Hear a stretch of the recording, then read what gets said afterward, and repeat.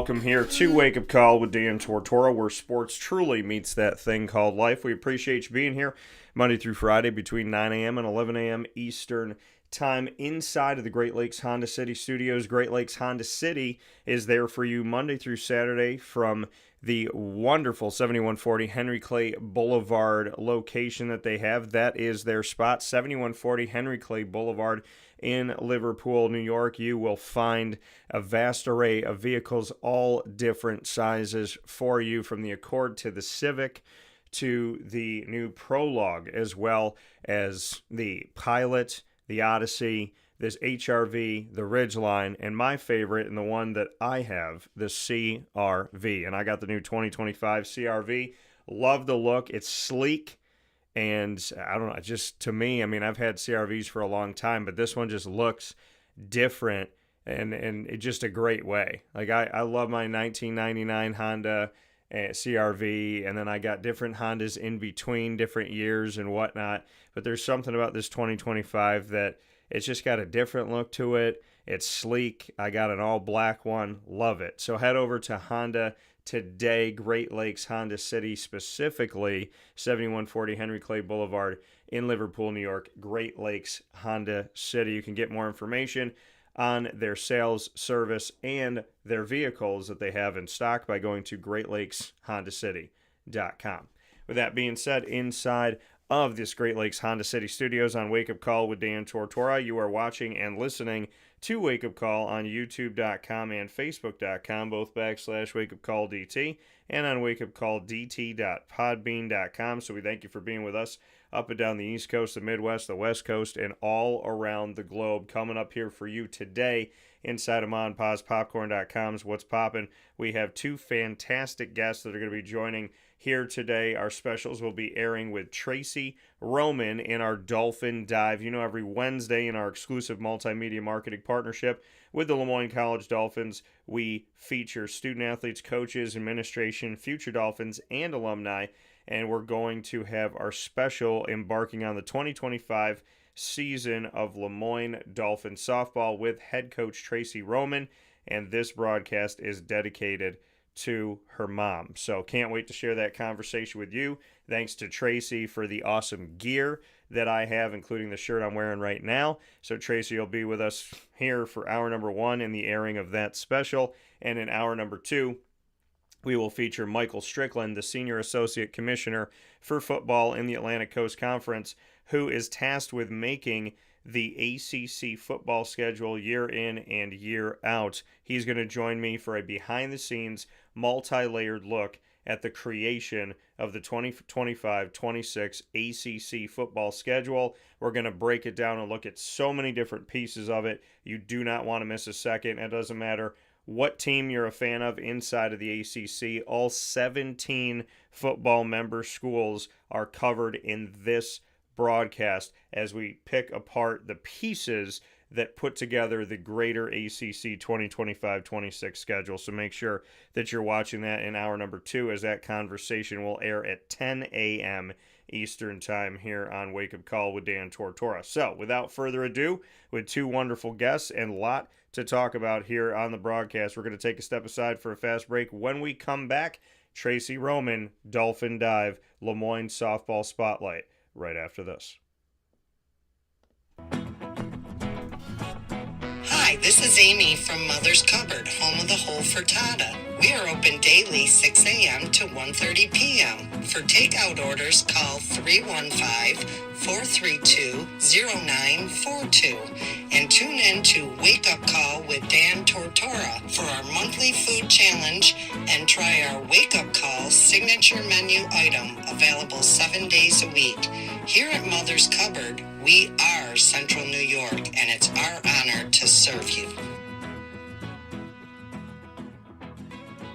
Ma and Pa's Kettle Corn and Popcorn Factory remind us that every day is worth celebrating at 201 7th North Street in Liverpool, New York. Open Monday through Saturday in-store and always online at maandpazpopcorn.com. Serving our Central New York community and beyond, order anywhere, anytime at maandpazpopcorn.com. Stop in to get a tin at Ma and Pa's on 201 7th North Street in Liverpool, New York to get your half-price refills for the rest of your life.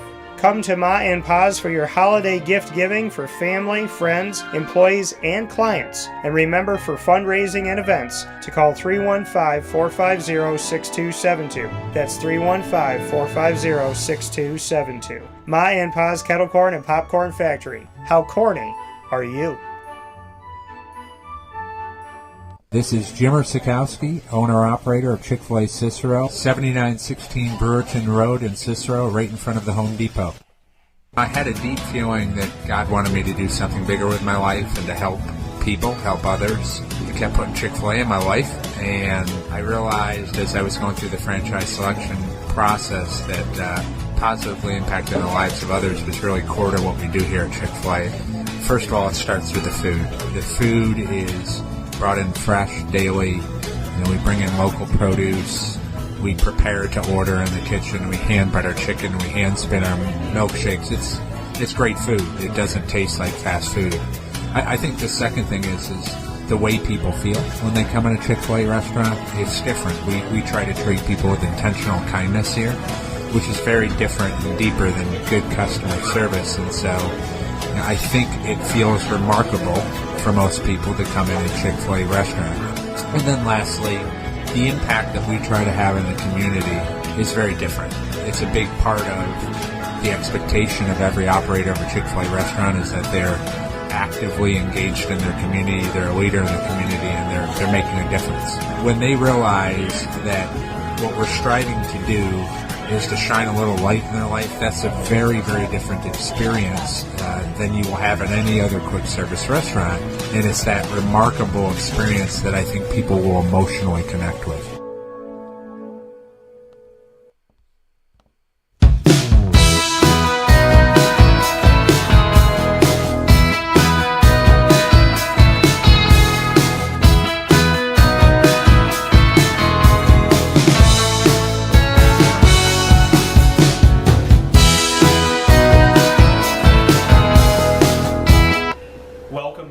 To an all-new Dolphin Dive here on Wake Up Call with Dan Tortora, where sports meets life. We're inside of the Great Lakes Honda City Studios in our exclusive multimedia marketing partnership with the Moyne College Dolphins, and I am here, not picture in picture, we're actually next to each other here. So Miss Tracey Roman here with me, the head coach of the Moyne Dolphins softball program, and we've done this many years now. Tracey, how are you? Good, thanks for having me, Dan. Absolutely. So we are bearing the cold here, as we typically do, so y'all have been inside. What has been that atmosphere like for you? I know you have a facility out, is it Camillus Way? Yes. So you got a facility out there, you do some things here on campus. What can you get out of your student athletes when you can't necessarily be on your field? I think we always work to keep the focus on what we can control. Yeah. And while we may not have, an indoor facility that's a regulation size field, or something similar, we have to focus on what we can control. And right now that's hitting, it's pitching, it's skill work, and we try to do drills that incorporate the skill work but are very competitive, so they're having to compete at a certain level. But it's just developing the mindset that no matter what the odds are, we can still compete. No matter what the barriers are, we can compete the same as everybody else. And like you said, making sure that you do everything that you can so that you can compete. How has, being here in Central New York, how has that challenged you to kind of over the years? Because, there's some coaches, they're set in their ways. It's like, this is what I do, square peg, round hole, I don't care, this is what I'm doing. But for you to say, okay, we got to bring the skills in, we have to do hitting and pitching, and put all this together, and we're not in the same elements as teams in the South.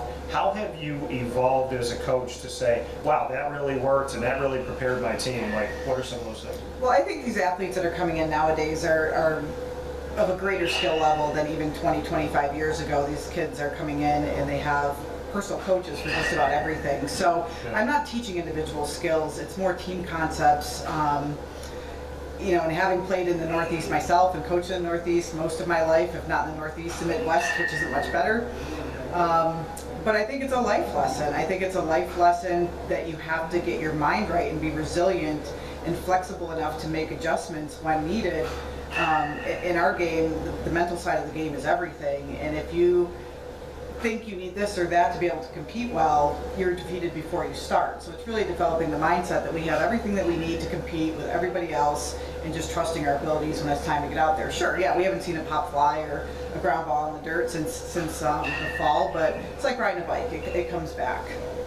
Your pitching staff, I spoke with your student athletes.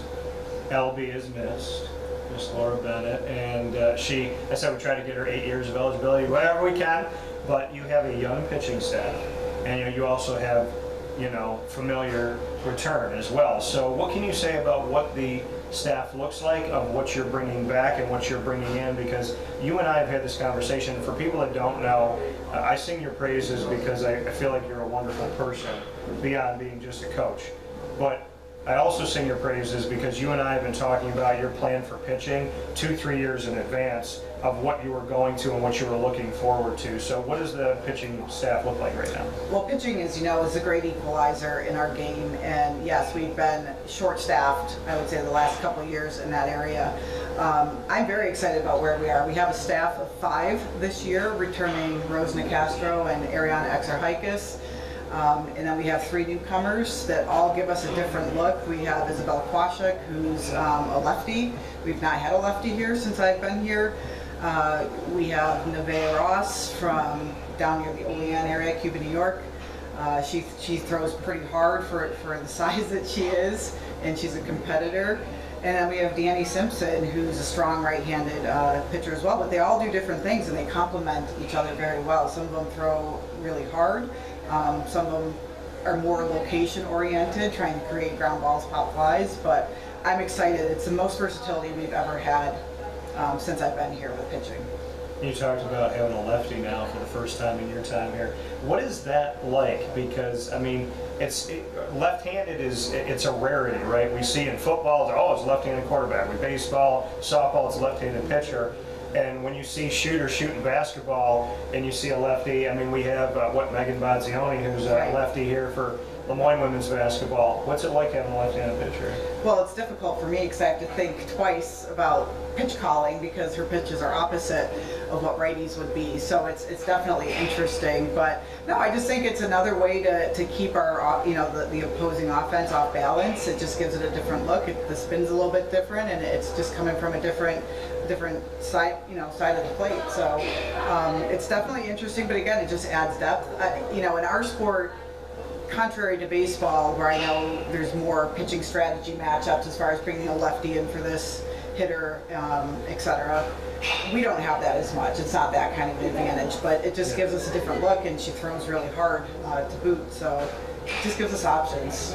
And then we look at the offense of this team, and I was speaking with your student athletes about a game, and they think it was a game against the team from Connecticut. But we were discussing that here in Syracuse, it was like 31 degrees outside, and it was still in the NEC, or in the Northeast 10. I think it was a couple of years ago. It was right before the transition to D1. The game where you were down by a bunch of runs. I want to say it was like 11-1 or something like that. And then you all shifted back, and then the game got tight, and it was crazy. Just what you can say about moments like that, which, by the way, are exhilarating and very exciting, and then also the offense that you have this year, because we saw in a game like that, your offense could just wake up and go crazy. What do you think about your offense now? I would put our offense against anybody, really. I have a lot of confidence in what we can do.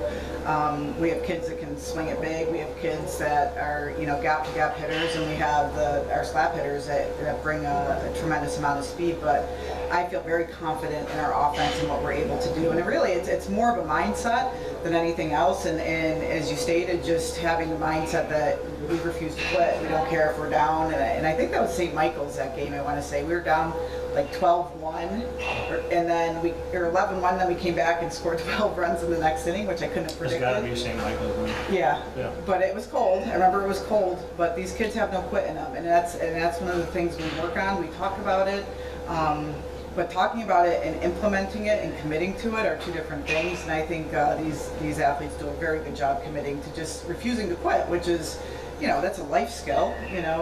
Life is hard, and you got to be able to pick yourself up in difficult times, and these guys do it really well. Your student athletes spoke to me about the person that you are and that you truly care. You can see when something's bothering them, the culture that's here. What does that mean to you that you have student athletes here in 2025 where there's so much emphasis on me, and they're saying, no, we have a coach that we're happy we came to play for because of the culture she creates, because she cares about us as human beings. The fact that there's still that relationship and not the transactional, what does it mean that your student athletes see that in you, that they see a leader who goes beyond softball? It means I feel like I'm being successful in one area, and I think what's important is relationships is everything for us. You know, as a transitioning Division I program, we're definitely going to have areas that we need to improve as far as facilities and scholarships and staff and all that kind of stuff, but where I can kind of close the gap is making sure that every single one of those kids knows that I care for them and would do just about anything for them. And having those relationships, it helps them to overlook some of the things that we may be without right now in this period of time for Moyne as we transition. But the relationships are everything. Those are lifelong situations. So I'm happy to hear them say that unsolicited. I promise I didn't pay them to do that, but I look at every one of them as like one of my kids. So I feel a responsibility to take care of them and make sure not only are they performing for us on the field and getting what they want out of the situation, but that they all graduate on time, which is really what this is truly more about. And you mentioned just then the education side of it. I spoke with them about, you know, we live in this world of NIL, we live in this world of transfer portal, running from competition. It's all about me. How much money can I get? Where can I go? What can I do for myself? And there's been less and less of an emphasis on the team aspect of things. And yet I feel like Moyne is still staying true to being a team, being a culture, getting an education, caring about people, saying hello when you walk up and down campus. They all agreed with me that they feel like as much as Moyne is Division I, they don't feel Division I in the sense of what Division I has become chaotically. So they feel like they are within a bubble. Do you believe that? Yeah, I mean, Moyne is just unique in that sense. I don't think a transition to Division I or Division III would have changed that. It's just the mission of the college and the community here, and I think we've stayed true to that, and it's very important because, again, these kids, they need to feel the relationship, not just with their coaches, but with people on campus is so vital to the success while they're here. So it makes me feel good that they see that and they feel that from the campus, and we haven't lost any of that so far in this first year and a half of the transition so far.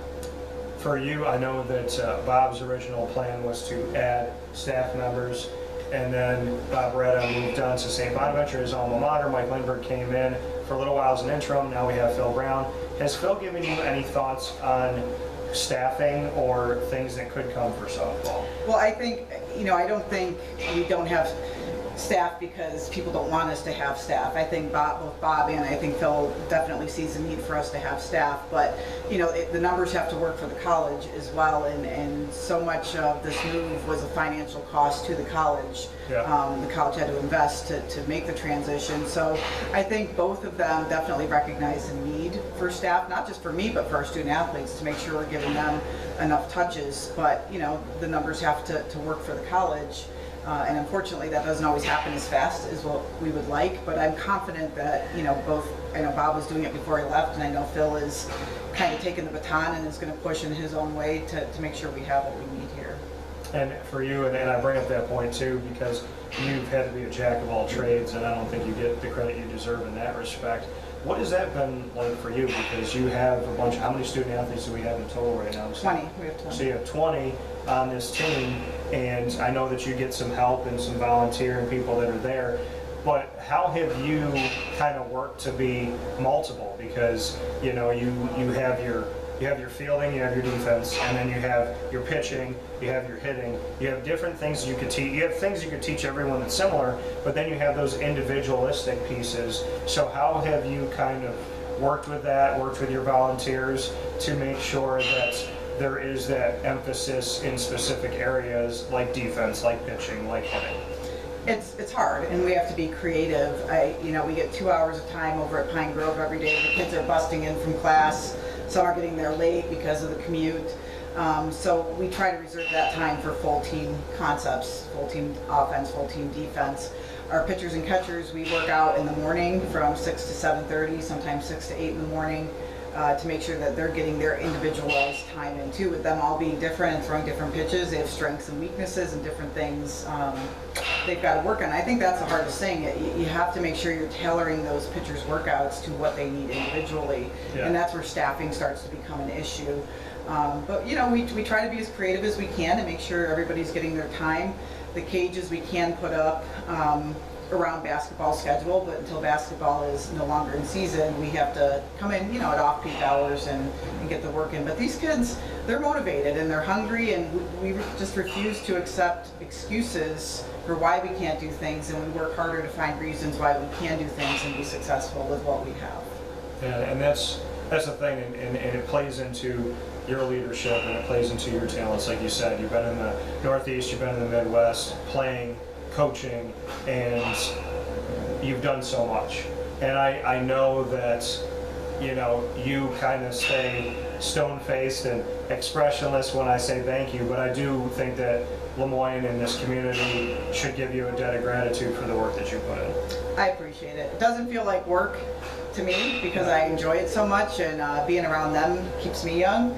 But I appreciate you saying that, and you know, the way those kids go out and perform, they pay me back in thank yous just by the way they fight and the heart they show every time they take the field. Well, they said nice things about you. Well, I didn't pay them either, so that. So I would like you to share with me something good about Alyssa, Elena, and Dominique individually. That's easy. That's easy. I mean, Alyssa has been the staying power force in our lineup for 3 years. I mean, she just is one of the best hitters I've ever worked with in my coaching career. She's one of the best hitters I've seen, and that, you know, I'm speaking from my playing experience and coaching experience. But, you know, it's not freak luck. That kid works harder than anybody I know behind the scenes. She puts work in when nobody's looking, and there's a reason why she's as successful as she is, has had the success. You know, last year I think she hit 330 something, and she thought that was a bad year because years before that she was 360, 370. I'm like, Alyssa, you know, we made the transition here to Division I. That's pretty darn good. But that kid works very, very hard and is, you know, she's definitely a big part of our offense. Don Rinaldi is just our anchor and captain in the field. She's probably one of the funniest human beings I've ever met in my life. She's that loud kid in the dugout just saying silly things and keeping it light, but she's also one of the grittiest competitors we have out there on the field. She's one of those kids that just does all the right things without asking her to have to do anything, and is a gamer. She's looking to work out, take extra swings whenever she can. Laney's finally in her senior year. Catchers have a different path. Sometimes they don't play as much as they'd like the first couple of years because there's so much to learn. But this is her moment to shine, and I see her, you know, taking the lead back there in the role of catcher and really coming into her own. And all three of them are leaders in different kinds of ways, and you need different types of leadership. You need that on-field leadership. You need that leader by example. You need a locker room leader, and I think the three of them together really provide all of the leadership and more that we need. And coming here from Tracey Roman, we're going to play some rapid fire, Miss Tracey, as we've done before, so you just go first. Rapid fire. Yes. Any question in the world. So what is it like for you covering sports in the Northeast like ours in the snow? How do you accommodate? Because I'm sure we're not the only ones. Yeah, it's well, it's been interesting because covering the college football playoff, I was in Pennsylvania and it was cold, but I was in Texas and there was a snowman that I took a picture with, and it also snowed when I was in Atlanta. So, and I was in San Diego for the Holiday Bowl, and it was cooler there than I guess it typically is. So I guess I've been like kind of in cold weather these last few months, but I mean, honestly, I was born and raised here. One of my nicknames is Iceman. So I'm kind of like used to doing this stuff. And honestly, I think and you know this, when you love something, you just do it. And when you finally got your press box, I went and took pictures of the press box when it was freezing outside and there was snow on the ground, because I just wanted to like show everybody what it looked like. And that game that we were talking about that was crazy back and forth, and a ton of scoring. It was sunny, blue skies, 31 degrees outside. So I think when you love it, I know when you love something, you just do it, and you appreciate it, and you want other people to be around it. And I wake up differently. Like if God wakes me up in the morning and it's snow outside, okay, so you put a jacket on. Like I don't really see the difference, and I think when you guys get wins, and even if it doesn't show up in the win-loss column, you do something in a game that you can build upon. I feel like the grittiness of this Moyne softball team, when you're playing in Texas, when you're playing a team from North Carolina or South Carolina, and you can go out there and get those little wins and get the big wins and do these things, I think it shows like, hey, we can hang with y'all. And I kind of like that. Like I want to see a champion come from the Northeast in softball. So to me, why do I do it? Because I just like that God woke me up in the morning, and I will say this, as cold as it is outside, one of the purest things you'll ever find on this planet is when snow falls and it is nothing but pure white. And the beautiful majesty of it, and the pictures it creates, and the emotions it kind of brings up in me. I know that people complain about it, but I just think it's absolutely beautiful. So, as a spring sport coach, I can't say I share the same I said all these nice things, and you're like, no. majesty of the snow. I'm excited at Christmas, and then it can go away. Understood. My question back to you, Tracey, is, so I talked to your team about food and about all the stuff. You recruit all over, but you get people from on Long Island, New York City area, central New York, upstate New York, and in other places. Have you gone to Long Island, like when you've gone to recruit, have you eaten on Long Island? And if you have, what do you get? I tend to get pizza when I'm down that way. Okay. But usually I'm on the run, and unfortunately I don't get to try a lot of different restaurants because most of the tournament directors have gotten smart enough to understand if you offer coaches food, they'll definitely come to your tournament. So I'm pretty well fed at the tournaments for the most part. But when I'm down New York City, Long Island way, I tend to just get pizza. Okay. Now, the egg, have you had an egg everything? I have, yes, and they are delicious, and there is a difference from downstate versus up here with what we do with bagels. They say it's the water. So I don't like cream cheese, but I get it when I'm on Long Island. I get the cinnamon raisin walnut one. Oh, okay. Because they whip it. It's not like your typical thick Right. cream cheese. Yeah. All right, what's your next one for me? So, how old is your dog, and what breed, and why did your dog have to have surgery? Oh yeah, she's 8, and she is a Havanese, and apparently small dogs sometimes have issues with their teeth, but they think it was genetic, hereditary thing, because she had so many teeth that she was like getting bad breath, and the doctor saw, she said, I'm gonna save what I can, but she had to have a bunch of her teeth taken out due to the fact that they didn't want infection to go to other parts of her body and affect her when she's later on in life.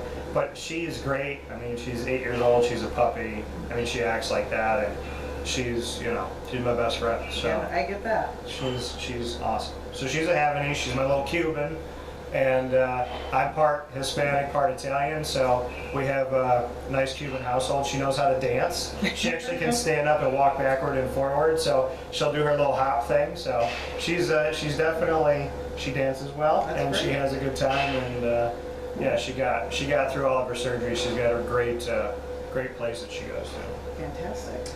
My question back to you, Tracey. If you had to pick one of these jobs and you had to do it, would you be a neurosurgeon, a dentist, or a veterinarian, and why? A veterinarian, hands down.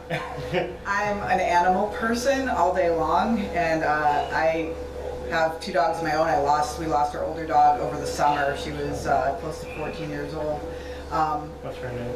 That was Lacey. Lacey. So. Well, we know Lacey's on the Rainbow Bridge. Right. We have Theo now, and we just adopted Farah. So I love animals. I think animals add and bring so much to our lives, and similar to small children, they can't speak for themselves. Yeah. So that's something I could be really passionate about, and caring for them, but also helping people decide when it's time to let go as well, which is also important with our pets. But no, I just love animals, sometimes more than I love people some days. So Yeah. I think that out of those 3 choices, that's what I would pick. I think I have a pillow at home that says, dogs welcome, humans tolerated. Yes, so. exactly. I feel that. My last statement here is something that I think is all too important. You and I texted back and forth and spoke about this, but you went through a lot in your family. Your mom passed, and I know that you are definitely a caring, very family-oriented person, and you're real, which I appreciate. You're not just a coach, you're a human being. So I would like to not only have this edition of Dolphin Dive be in honor of your mom, but I'd love to just say, and I'm sorry if I get you emotional here, but I just feel the need to thank Mom. So just what you want to say to Mom, because I know she's in heaven. I just appreciate everything that she taught me, all the tough love, the lessons in the school of hard knocks that you don't understand as a kid. Yeah. I think you appreciate more and you see more as an adult. She was diagnosed with pancreatic cancer in the later part of September and was gone by December 17th. And it's just another reminder of how quickly life can change. But she was gracious through all of it. She never showed any feelings about being upset for herself. She just kind of accepted what it was, the diagnosis, embraced what time she had left, and to live, until she couldn't do much anymore. But I just think with everything that happens to us in this life, whether it's good or bad stuff, we always have a choice on how we respond, and to see her respond with the resilience that she did is something I won't forget. And what's Mom's name? Sheila Ozier. So Miss Sheila Ozier, and I believe in this, and I know it's true. So Sheila up there in heaven watching over you, and I'm going to tell you something because I don't know, something inside of me feels the need to tell you this. Something's going to happen this season where you're going to know that Mom kind of lifted a ball up. Oh, I know. She was my biggest fan. And what's funny about parents is, I've played so many games in my career and I've coached so many. I couldn't tell you where I was when, but Mom could, remember on this day in the summer of 1993 when you hit that. It's like the love of a parent is just something you don't understand until you maybe become a parent of yourself. But the love is probably its purest form from a parent to a child. So I appreciate that about her, and I miss her. Well, Sheila, this is for you, and I know that your daughter and your family will be carrying on the name very well. Tracey Ozier Roman Yes. Here with me, here on Wake Up Call, inside the Great Lakes Honda City Studios for this edition of the Dolphin Dive. And Tracey, normally I shake your hand, but we'll hug it out. Yeah. We'll talk with you all soon, and make sure you come and support the softball team 2025 at home and on the road. We look forward to seeing you out here. And Tracey, as always, I said it when you weren't on camera, and I'll say it when you are on camera. Thank you for being a different coach for all of the good reasons. Thank you. I appreciate that. So, God bless you all. We'll talk with you soon.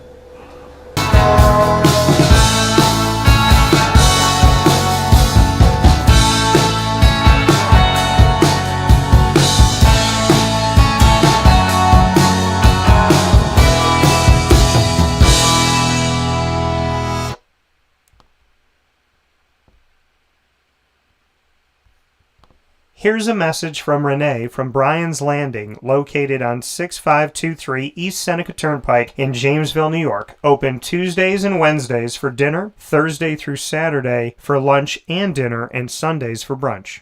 It's a lot like the way that my mom and dad ran their restaurant. We have put in place a lot of people that are family to us, very similar to how my dad hired people that were family to him. And then the tradition I'm carrying on is a lot of the items that are on our menu are my dad's. And he taught our chefs how to recreate his dishes. So I think that Tommy McInerney, who our executive chef is, to him it is an art.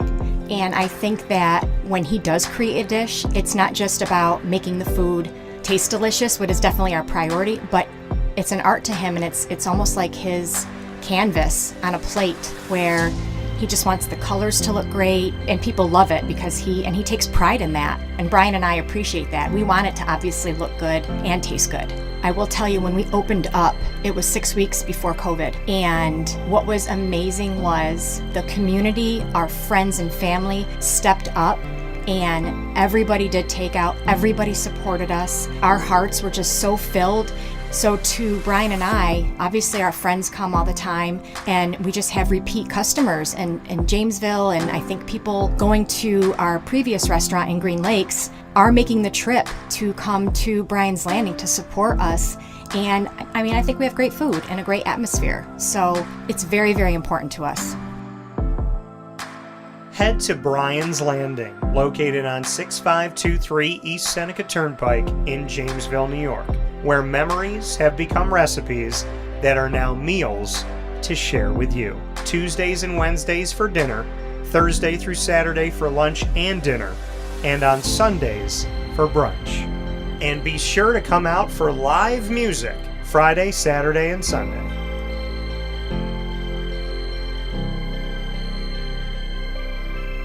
Here is a special message from Brian Bruno, owner of Servomation Refreshments Incorporated. I grew up in the family business, had the experience of working for a national food service company with thousands of employees, and as much as I enjoyed the experience I had, there's something about, owning my own company and being able to change the things I saw wrong with the industry firsthand, which is why I moved back to my hometown in Canastota, New York to launch Servomation. It was back in 2007. When we first started the business in 2007, really you didn't find any machines with credit card readers. There was a lack of variety in machines. You got stuck with basically whatever the vending company wanted to sell that day. There's a lot of inefficiencies in the business, and those were all things that we saw as opportunities, both from a customer level to improve and from an operating level to be more efficient. We've really been at the forefront of introducing retail technology into our space. We were doing self-checkout back in 2009 before it really became a national phenomenon. The whole point of it isn't to just improve the customer experience. It's to make it feel more like a retail environment where people don't have to be afraid of what they're buying behind glass. They don't have to be afraid of not being able to see the ingredients of the packages. It was an easy transaction from that standpoint. If we were to reinvent something, we wanted to make sure what we were making looked and felt more like a deli and not like something that you would traditionally see in a vending machine. I was tired of hearing for years the customers say the wheel of death because the vending machine would circle around with the same tuna salad in it. What we wanted to do was it really change the perception of that food. So allowing customers to touch it, allowing customers to feel the weight of it, allowing customers to see the freshness of it, and also the variety of it really helps them change the perception and ultimately the value of what we bring to them. The point of differentiation you have to make is either in value or the quality. And I think on both of those fronts, Servomation has really, in large part, changed that value system for employees. So they no longer have to worry about bringing their food from home or having to leave their desk during the day and rush out to get back in time for their break to end. We're bringing something that they can count on in their break room every day, and they know it's going to be there, they know it's going to be fresh, and they don't have to worry about it being sold out or something that they don't enjoy. We've also heavily invested in flavored water machine, so you can get a glass of water with a fresh piece of fruit in it, along with bean to cup coffee machine. So there's not a day that goes by we're not surprised when we get customers that call us and say, we didn't know you could do all this. We're really lucky to have a strong group of dedicated employees. Most of our employees have been with us since inception.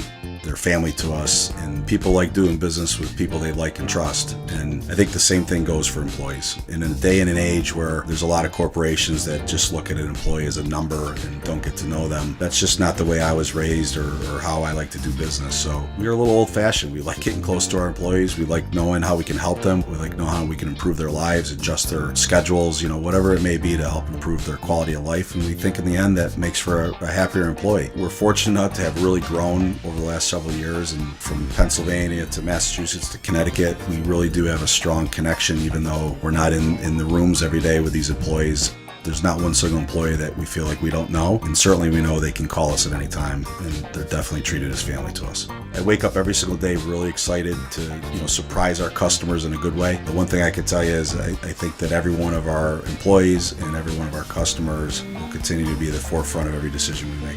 Find out how Servomation can help you and your business by going to servomation.com. And a welcome back here to Wake Up Call with Dan Tortora, where sports truly meets that thing called life. We appreciate you being here every Monday through Friday from 9 a.m. to 11 a.m. Eastern Time inside of the Great Lakes Honda City Studios. You just saw that special with Tracey Roman, the head coach of the Moyne Dolphin softball program that just started their season in South Carolina and ironically played Syracuse down in South Carolina. So traveled down to another state and played the team from down the road to start off their 2025 season. Speaking of Syracuse, I do want to get to some things here. I put up a post on our social media. So you can go to Facebook at Wake Up Call DT. You can go to the Facebook group that I run, Syracuse Orange Faithful, and ask to join that group as well. And you can go to X, the former Twitter, at Call DT, where I posted this. And it's the Syracuse basketball logo, very easy to find. And it's a very simple question.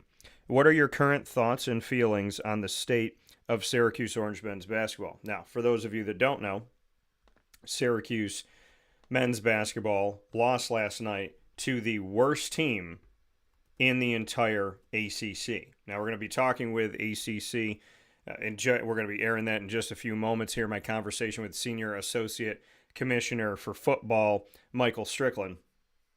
So we'll be having that conversation aired in just a few moments here. The ACC on the basketball side of things, okay? The ACC on the basketball side of things has 18 schools. 18. And Syracuse last night lost to the worst team of those 18. The Miami Hurricanes, whose head coach Jim Larinaga stepped down during this season of 2024-25, did not have a win in the ACC this season. Then they got their first one at home. I think it was 63-57 against Notre Dame. So they were 1-11 in the ACC going into the game last night when Syracuse went down to Coral Gables, Florida, to face off against Miami. Syracuse took the lead for a very slim margin of time. They ended up losing the game 91-84. To the worst team in the ACC, to a team that is now 2-11 in the conference. I posed the question, like I said, on my social media, and you can answer it at any point. What are your current thoughts, feelings on the state of Syracuse Orange men's basketball? Scott responded right away here. He said the whole thing needs to be blown up and hire a big name without any ties to the program, like they did in football, speaking on Fran Brown. This is a top 10 program. There will be a very long line of coaches interested. Hell, you think Pitino would have picked St. John's over Syracuse if he would have had the choice? I'm not sure Calipari would have chosen Arkansas if he would have had a chance at the Syracuse job. So this is where we're at. This team is awful. And Adrian Autry had some comments after the game, the head coach of the team and an alum of the program. He said in his opening statement last night after the game that this game was very disappointing. He said it falls on me. So he took responsibility for this one. He said it falls on me. We just didn't play defense. We just showed up today. We didn't play defense. We just showed up. Now, I've been saying for a long time, I know this team. Okay? I call Syracuse home. It's where I was born. It's where I was raised. It's where I came back to and started my business, Dan Tortora Broadcast Media, over 12 years ago. I have covered this team in the 21 plus years that I've been a broadcaster. I have kept my eyes and ears on Syracuse sports. I have heavily covered basketball. I talked to the guys on the team. I talked to the coaches on the team. This is a grotesque lack of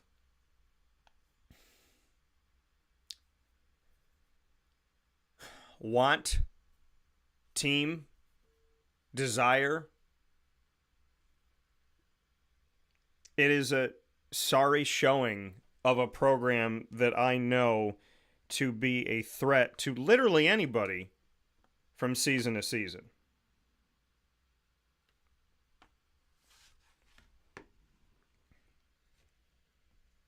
We just didn't play defense. We just showed up today. And I have long since had this conversation about the team this season that they just play ball. And I've said it about last season. I've said it at other times that there are moments in Syracuse Orange men's basketball in recent history and currently where this team looks like they're playing a pickup game with a bunch of people they don't know. They went to pastimes, right there on Salina Street in Syracuse. They went into the gym. They were given 4 other players. They said, there's your team. Go play those guys and have some fun. No defense. I would go along to say that it's more than that. There's no structure. There's nothing. There's no structure. Eddie Lampkin Jr., bless his heart, sets picks. Passes the ball. Looks for other people. Naheem McLeod, when he's allowed to play, which is slim to none, he has shown up very recently. He would be on the floor if I were the coach. Not that I would take Eddie off, but sometimes I'm going to go big. If your lack of defense is your problem, why don't you put 2 big guys out there, put Eddie out there and put Naheem out there? Naheem said Adrian does it in practice. He puts us on the same team in practice, and I tell him it's not fair to have us both on the same team. But you never see that in a game. And if you're worried about defense and guys playing around the rim and making it look easy when they're playing against you, put those 2 guys out there. There are certain guys on this team that don't get rebounds because they don't seem to care. There's certain people on this team that don't play defense because they don't seem to care. I will give J.J. Starling credit because when this game was ticking down, he was going and he was attacking the basket, and he was doing it with some sense of urgency, which I have not seen from this team. He actually looked like, you know what? I'm going to give it my all. Well, no matter what anybody else is doing, I'm going to give it my all. I'm going to try.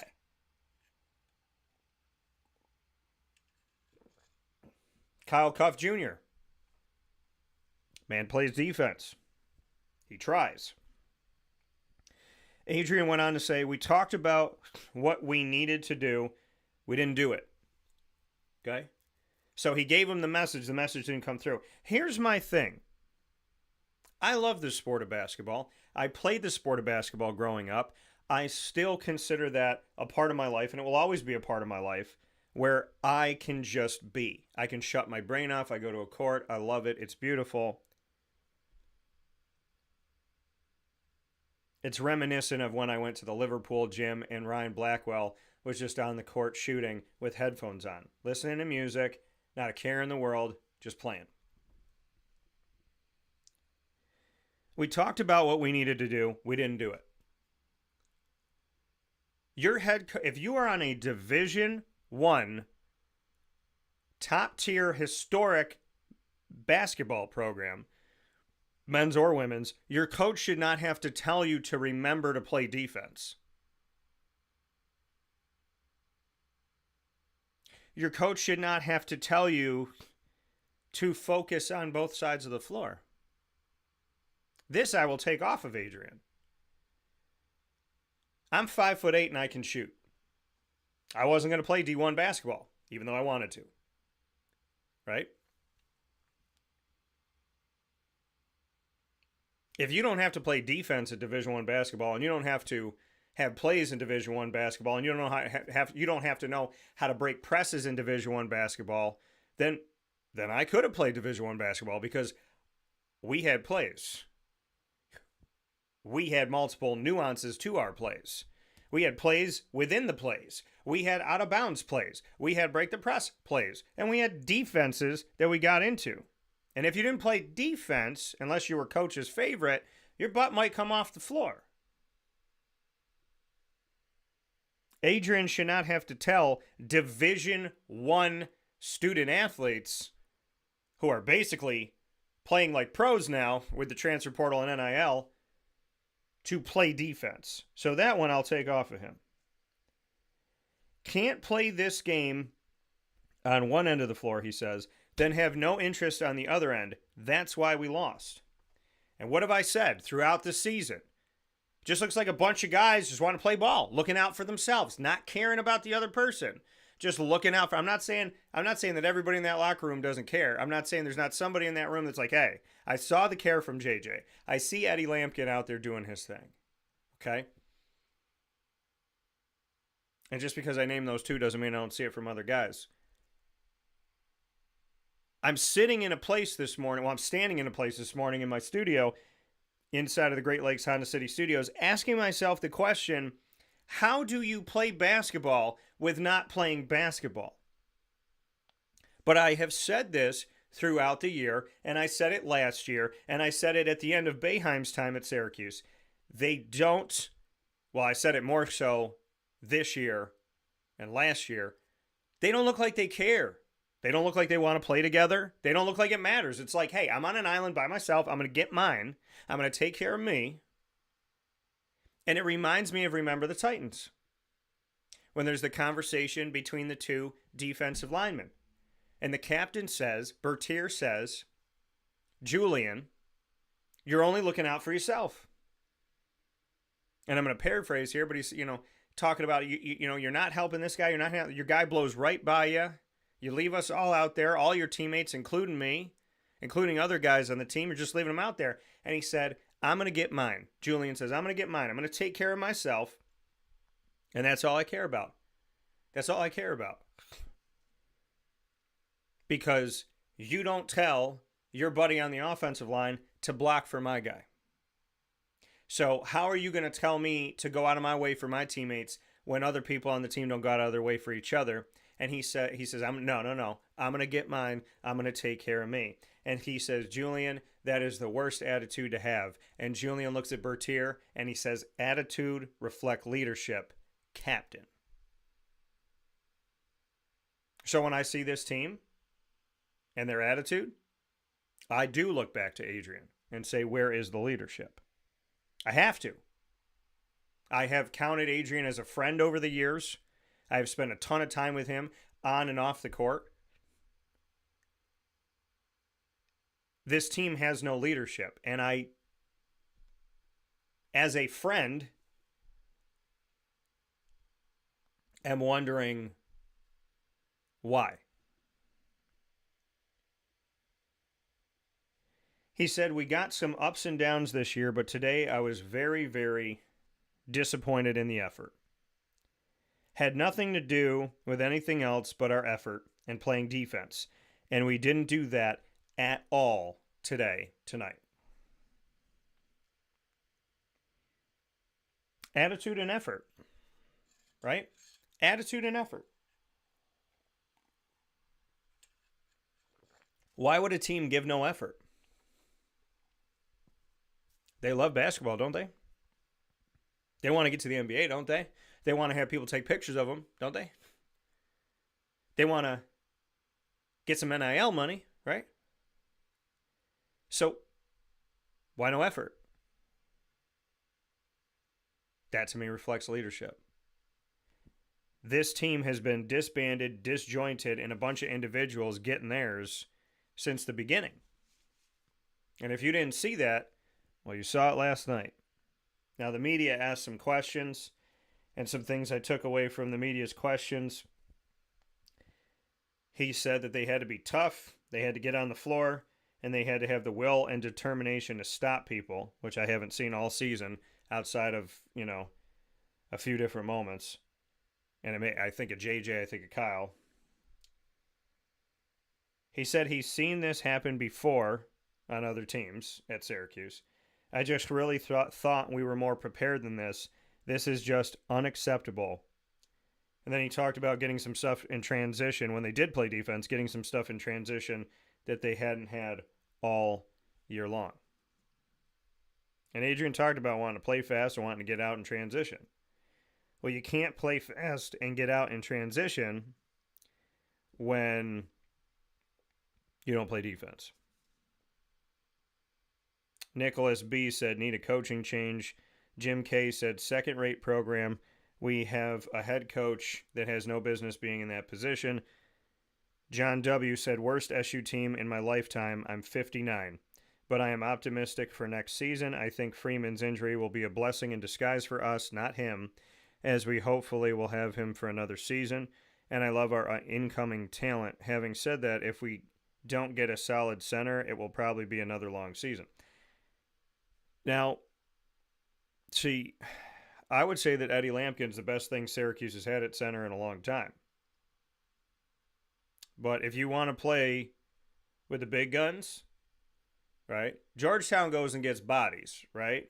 And they don't, they don't have John Thompson anymore. They don't have this and that. They got Ed Cooley.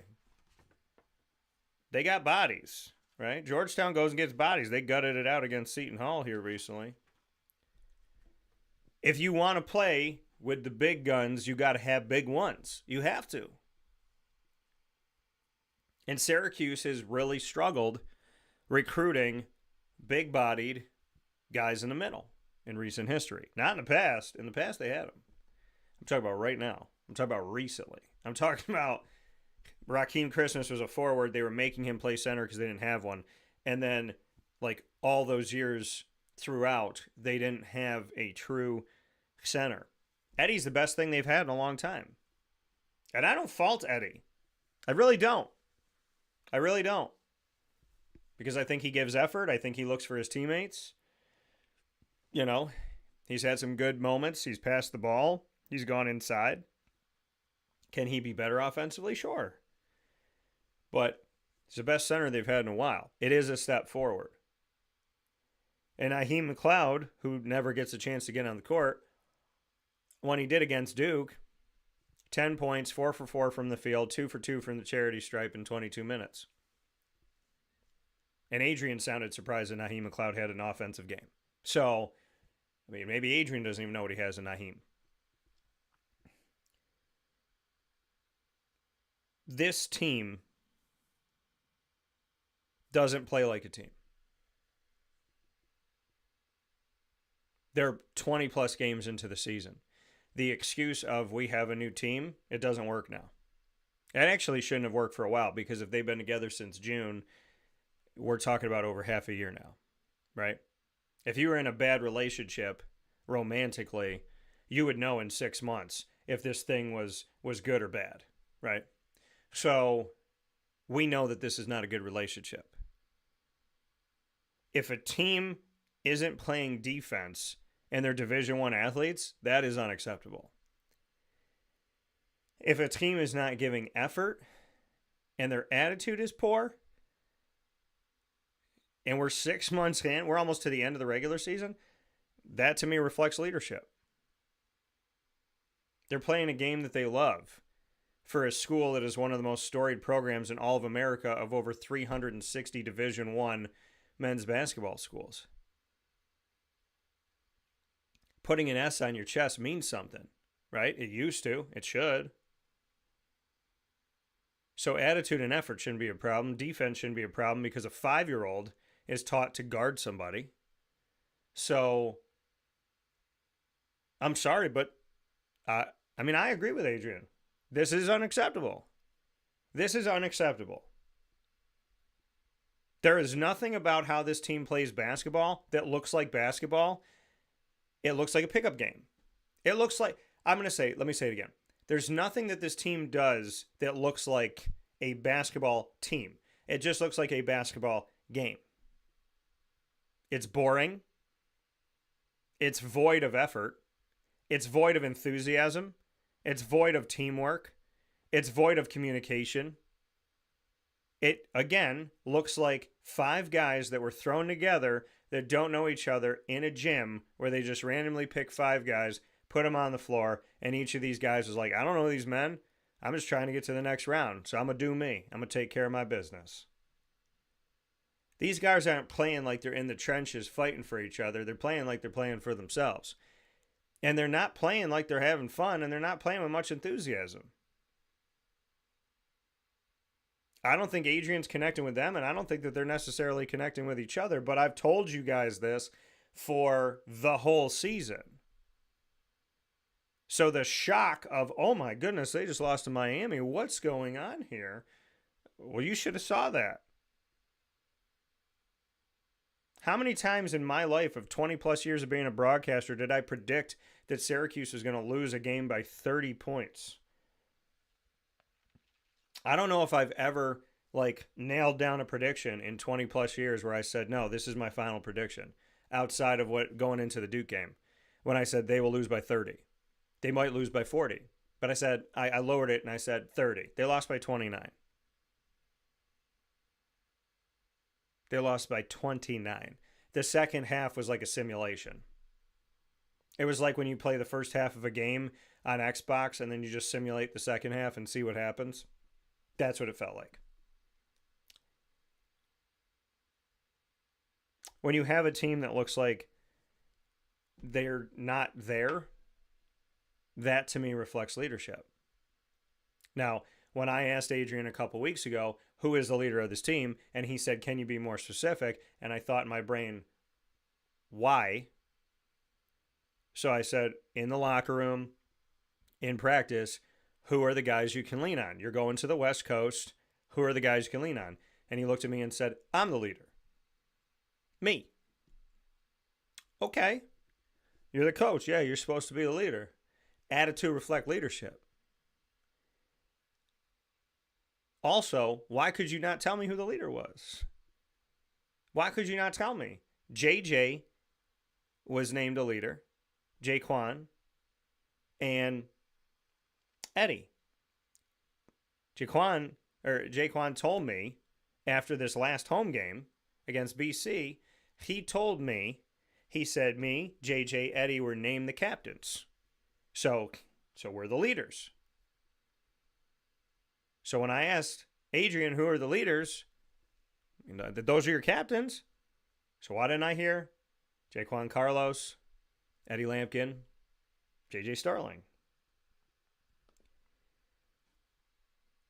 If you got captains on your team and I say who's the leader and you say I don't and you say me, that's telling me that you don't trust them. But there is no leadership on this team right now. There's none. And I don't say that in a mean way. I say that in a way of, if I was a business person assessing this team, if I was the general manager of the Syracuse Orange men's basketball team, there is no leadership. There is no leadership.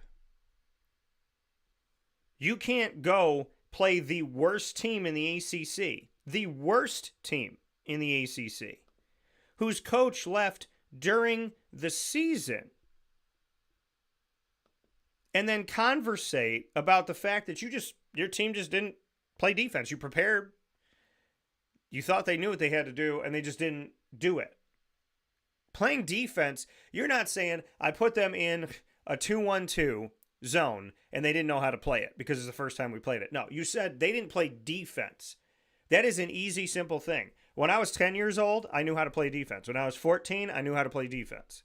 When I was 17, I knew how to play defense. It's not rocket science. He didn't say they don't know how to play zone. They don't know how to play man. By the way, anybody who says you don't know how to play man defense, like when Boeheim would talk about not going into man because these guys would struggle or whatever, it's like man defense is the first thing that they teach you. When you're a little kid, you're like 6, 7 years old, 5 years old, they go, hey, you see that guy? Yeah, you see the kid in the green shirt? Yeah, don't let him get the ball. That is the simplest defense to teach somebody. Don't let that person score. Don't let that. How about this? You let that person score, you don't get a lollipop at the end of the game. Oh, I want a lollipop, coach. Okay, well then don't let him score. So maybe Adrian's got to hand out lollipops? I don't know. But this is dumb. This is stupid. This is literally basic basketball. Rebounding, defense, setting up a play, knowing how to break a press. I watched Moyne women's basketball break presses with ease. And then I watched Syracuse Orange men's basketball, and it's like they don't have a plan. The plan is somebody get open and bail me out. So maybe Lemoyne women's basketball should go to the Dome and teach the Syracuse men's basketball team how to break a press. Because when I'm watching these games live and I'm here at 10 Grant Court, and then I'm at the Dome, I'm going, well, this team breaks presses, but this team don't know how to. This is basic basketball. The season's almost over. You have less than 10 games, right? You have less than 8 games before this season is over. If Syracuse makes the ACC tournament playing like this, they don't deserve to be there. They don't deserve to be there because the ACC has 15 spots, and they just added 3 schools, SMU, Cal, and Stanford. But they didn't expand the bracket. So even though they added 3, they're not making it more than 15 schools, which makes sense because it's already a 5-day tournament. Plays Tuesday through Saturday, and then Selection Sunday is right after. So it makes sense that they didn't add 3 more teams. How are you going to do that? I mean, I guess you could try to finagle something on a Tuesday, but, you got to mess with the whole bracket. If you're in the bottom 3, you don't go. Well, Syracuse just lost to the bottom of the bottom, Miami. So even if Syracuse was above that and they're the 15th team out of 15 or the 14th team out of 15, if they play like this, then they'll play Tuesday and probably lose Tuesday. Because the other teams in the ACC, I don't know, I have this crazy belief that they actually want to win. This team don't look like it wants to win. This team looks like there's nothing on the line at all. It looks like they are just going through the motions, just shooting, just practice, just doing me, taking care of me, looking out for me. That's why I commend JJ, Kyle Cuff, Eddie Lampkin, because from them I actually see, I have teammates. I have people that I have on my team that I should play with. Naheem McLeod, he does that too if they would ever let him play. So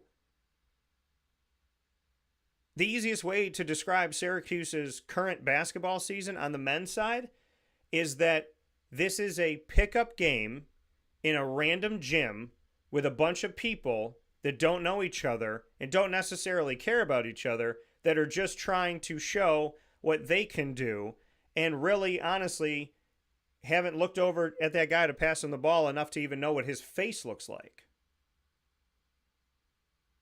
And there's no coach. I'm not seeing coaching. If you're going to sit here 20 plus games in and you're going to say, we just didn't play defense today, we didn't have effort. We had a plan, we just didn't do it. There's 2 sides of the floor. When you have the ball, it's called offense. When you don't have the ball, it's called defense. Miami is very bad this year. And I feel bad for Miami. The seats were empty. You could tell there wasn't a lot of people there from what I saw. There's no Jim Larinaga, who I respect the heck out of him. He's been a fantastic coach, not in the ACC, but in college basketball for a long time. And the fact that he stepped down during this year, I'm still trying to get over that. Because I'm not happy about that, nor am I happy about Tony Bennett or the fact that Leonard Hamilton's going to be stepping down after this year. That the ACC is essentially losing everybody that had the tenure, except for Brad Brownell, who's now going to be the longest tenured coach in the ACC at Clemson. And rightly so, because he's put together some really great things, and they're second in the ACC right now out of 18 schools. And, I mean, they just beat Duke.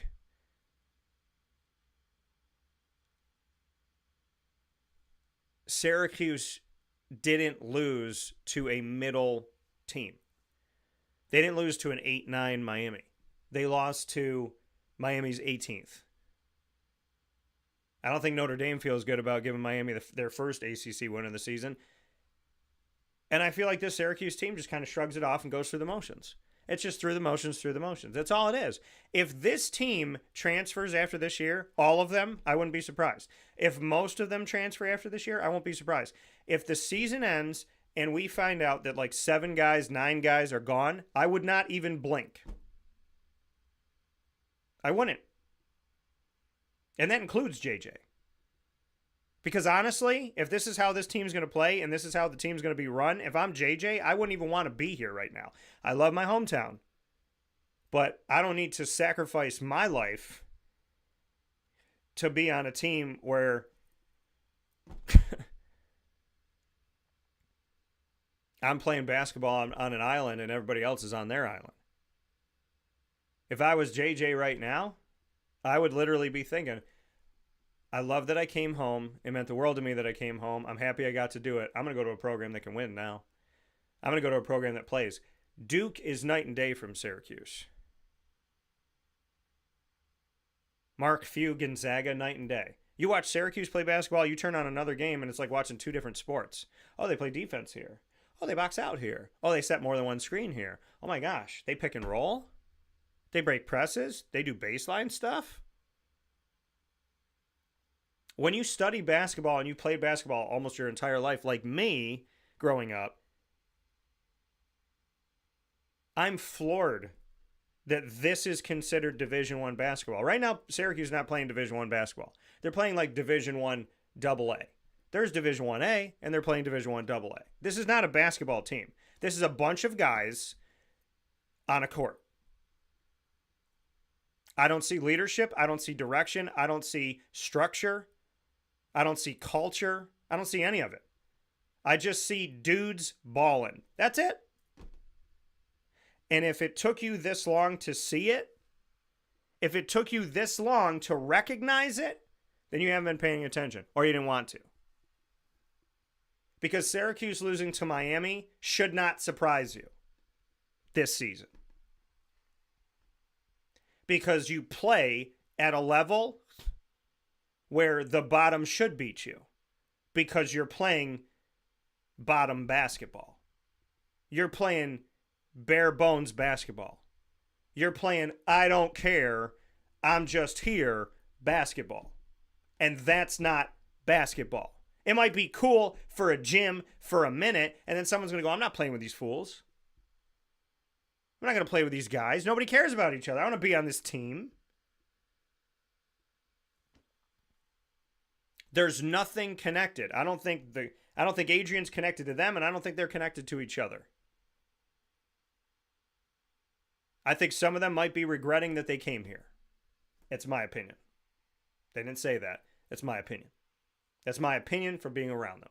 My opinion. But this joke of a season is a travesty. It's disrespectful to the history of Syracuse basketball. It's disrespectful to the city. It's disrespectful to the fans that have to pay more money because the school apparently can't make enough money. So if you're going to put this product on the court, lower the tickets. And some of them have been. You could go to a Syracuse game for $2 this year. The Syracuse Duke game, I asked one of my buddies how much he paid. He paid like $30. $35. That game used to be top of the dome, $100 minimum, if you could get in. Those days weren't too long ago. But I look at John Gillen III and that three to beat Duke, and then I look at this team and I'm like, if John Gillen was on this team, would he be playing by himself? I'm not saying guys don't care. I'm not saying they're not talented. I'm saying there is a disconnect. It is clear. It ain't working. And something needs to change. Because you cannot put this product out there last year. Because last year wasn't great. Well, 20 wins. Hey, last year didn't look good. Last year did not look good. I don't even remember how many wins they had last year because last year didn't look good. To me, it wasn't about what is the record at the end of the season. It was about how did the team look. You can beat teams playing bad ball if they play worse. Right? I could set up my schedule to get 20 wins because I'm better than those teams. Doesn't mean I'm good. It means I'm better than them. But how did Syracuse play against the big boys? Well, they didn't even get a chance to. They didn't make the tournament, did they? They didn't make the tournament. Well, if we went to the NIT, we told the NIT we're not coming. How do you even know the NIT would invite you last year? I wouldn't have. This year, the CBI is not going to call you. The only way that you can have a tournament is if you pay to have one. And who's going to play against you? You're going to host a tournament in the Dome and lose? So there's a lot of things that need to be fixed and assessed. And they only can look inward on this. When you lack culture, you lack drive, you lack basic fundamentals, and you lack team cohesiveness, you have to come together, you have to find each other, and you have to figure out where your problems lie, and you have to be willing to fix them, and then you have to go fix them. There's nothing easy about getting through adversity. You either do it or you don't. And this team needs to determine if they're willing to do it and if they're willing to do it together. We'll take a step aside here on Wake Up Call with Dan Tortora, where sports meets life. I am absolutely floored by the way that this team, which I use that loosely, looks right now. We'll be back after this inside the Great Lakes Honda City Studios with our special with Michael Strickland.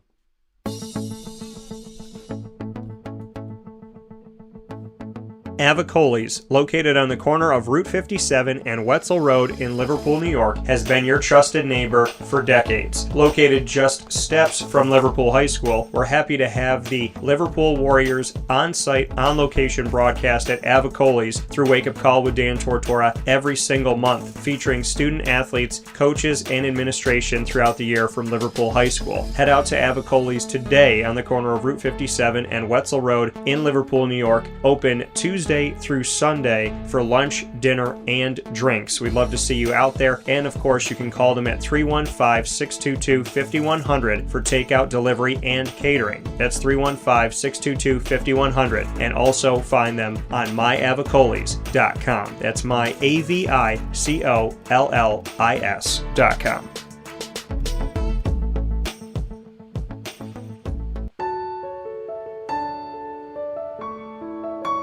Having peace of mind when you're out of town that your furry-loving friend is safe and sound means taking them to Canine Campground, because we all know that when it comes to the love of our pets, it goes well beyond the call of duty to make sure they're safe and sound. Right, Lily? So take a ride to 242 Johnson Street in East Syracuse, New York, and see Canine Campground and where your dog will be staying, in the classic cabin, the executive cabin, the grand cabin, or of course the luxury cabin, because if you know Lily, you know she loves luxury. Now you don't have to wait to the last minute to find a family member or a friend that'll take your dog for a few days. Call Canine Campground at 315-299-4013. That's 315-299-4013. Their drop-off and pickup times are Monday through Sunday. Check K9campground.com for more information. That's the letter K, the number 9, and campground spelled with a K.com. K9campground.com. When you're going out of town, bring your dog to Canine Campground.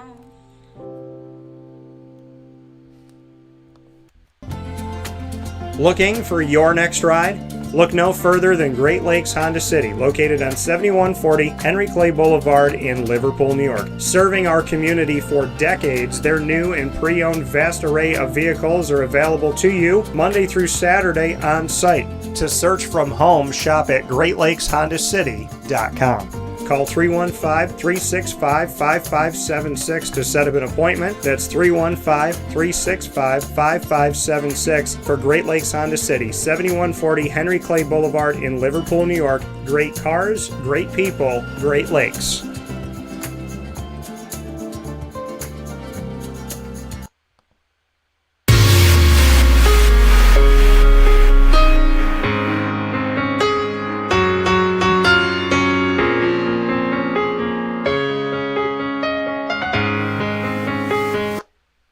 Welcome back here to Wake Up Call with Dan Tortora, where sports meets life inside of the Great Lakes Honda City Studios. Great Lakes Honda City on 7140 Henry Clay Boulevard in Liverpool, New York, for new and used vehicles of all different shapes and sizes, and vehicles that I have trusted not only for gas mileage but for safety over the years. Head to GreatLakesHondaCity.com for more information. Let them know that DT sent you. I'm here picture in picture with Michael Strickland here, the man behind the music of putting together this ACC football schedule, and serving as the ACC Senior Associate Commissioner for football is here with me today. So Michael, first and foremost, I'm sure your weather is better than mine, and welcome to the broadcast. Dan, good morning. Good to be with you today. Good to be with you as well. And you know what? I gotta give respect to the good to be with you, because I don't know if it's a Southern thing, but John Swafford, who I have a very good relationship with, and the time I spent with him as commissioner, and a very good relationship with Jim Phillips now, Swafford would always end our conversations with saying, "Good to be with you," and it was always such a kind thing. So is that like a North Carolinian thing? What is that? It might be. I'm also going into my 13th season here, so maybe I'm just the ACC way under both commissioners that you mentioned, both of whom have been terrific mentors personally and professionally for me and so many others here in the office. Yeah, and we know, kind of going into this and breaking down the ACC football schedule, I do want to congratulate you. I congratulated Jim Phillips and Amy Yacola, but the entire ACC for the extended base rights agreement through 2035, 36 for the ACC with all of your schools and with ESPN. So congratulations on that very incredible news, coming at a very opportune time for the ACC, as we've had this constant flux of change. So congratulations for that as well. Well, thank you very much. A great credit to Commissioner Phillips and the board and everyone else that they worked with to get that across the finish line. Very exciting to know that we've got 11 or so more seasons on the football side and all the other sports, with great exposure opportunities on ABC, ESPN, and down the line with their full lineup of networks. And if I may ask you this before we get into the heat of the schedule here, is you spoke about the fact of being over a decade at the ACC, working with John Swafford and now Jim Phillips. Just what you can say you've learned from their leadership, because obviously the leadership that they've had was an integral part of expanding this conference under John Swafford, expanding it again under Jim Phillips, and it's obviously affected you in the creation of the football schedule. So just what you can say about the leadership and the expansion amidst both of these leaders. Well, both have expansion on their resume as commissioners of the ACC, so I think it's a credit to both of them for understanding the dynamics and the landscape that were unique to those particular points in time, evaluating the opportunities and doing what was in the best, long-term interests of the ACC. Both gentlemen have been and are terrific people and are great to work for and with. Both, give us at the staff level great autonomy to do our jobs. They set the boundary rules of what we're trying to accomplish, and then they trust us to do our work, which I think is what any employee would hope for out of a boss or a leader. And they're just really, really capable, both Commissioner Swafford and Phillips, at managing all of the relationships, throughout not just the conference but the industry. And so their communication skills and their relationship, their ability to relate, is top notch. Yeah, and I can appreciate that, having been around both of these gentlemen and only having good experiences with both. More leadership. We look at this football conference and we look at essentially 17 teams because of the ACC's 18 members. Obviously Notre Dame is independent. Of the 17 that you have, Fran Brown in his first season at Syracuse, a multi-award winner in his first year as a head coach in general and with Syracuse. Bill Belichick, a multi-Super Bowl champion and the North Carolina Tar Heels. And then with Manny Diaz coming back here last season and being at Miami and now being at Duke, the success that we see, the Dave Doran name at NC State as well, and just reaching really coast to coast at this point. Rhett Lashley, who I've known his entire time at SMU, and they just finished their first season, went into the college football playoff. When you look at all of these schools and you look at the leadership of these schools, just what you can say to the pedigree of coaches that we have in the ACC that are obviously going to be coaching throughout the schedule that you and I are going to be talking about. And I would like to give a nod to Dave Clawson, because he spent so many years building up Wake Forest, so I'd be remiss if I didn't thank him for his work as well. So I'd love to get your thoughts on the coaches that make up this conference, because we talk about a conference of incredible coaches. We've seen the moniker with the ACC that it's the conference of quarterbacks, and all the successful quarterbacks that we've had in history, including this past season, having the number 1 and number 2 yardage quarterbacks this season, and Kyle McCord from Syracuse nationally, and Cam Ward from Miami. So just what you can say to the pedigree of coaches that we have as we head into this season, and if you can make a note on Dave Clawson as well. But I'm happy to.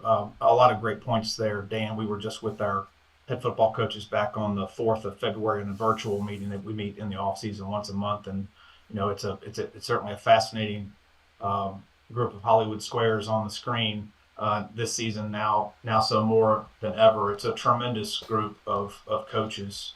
And we deal with them so much in the off season on what's best for the game, in addition to what's best for ACC football. So it's really neat to see how much they all care about the game and what's in the best interest. When the transfer portal window, when should it be? What's best for the game? What's best for the players?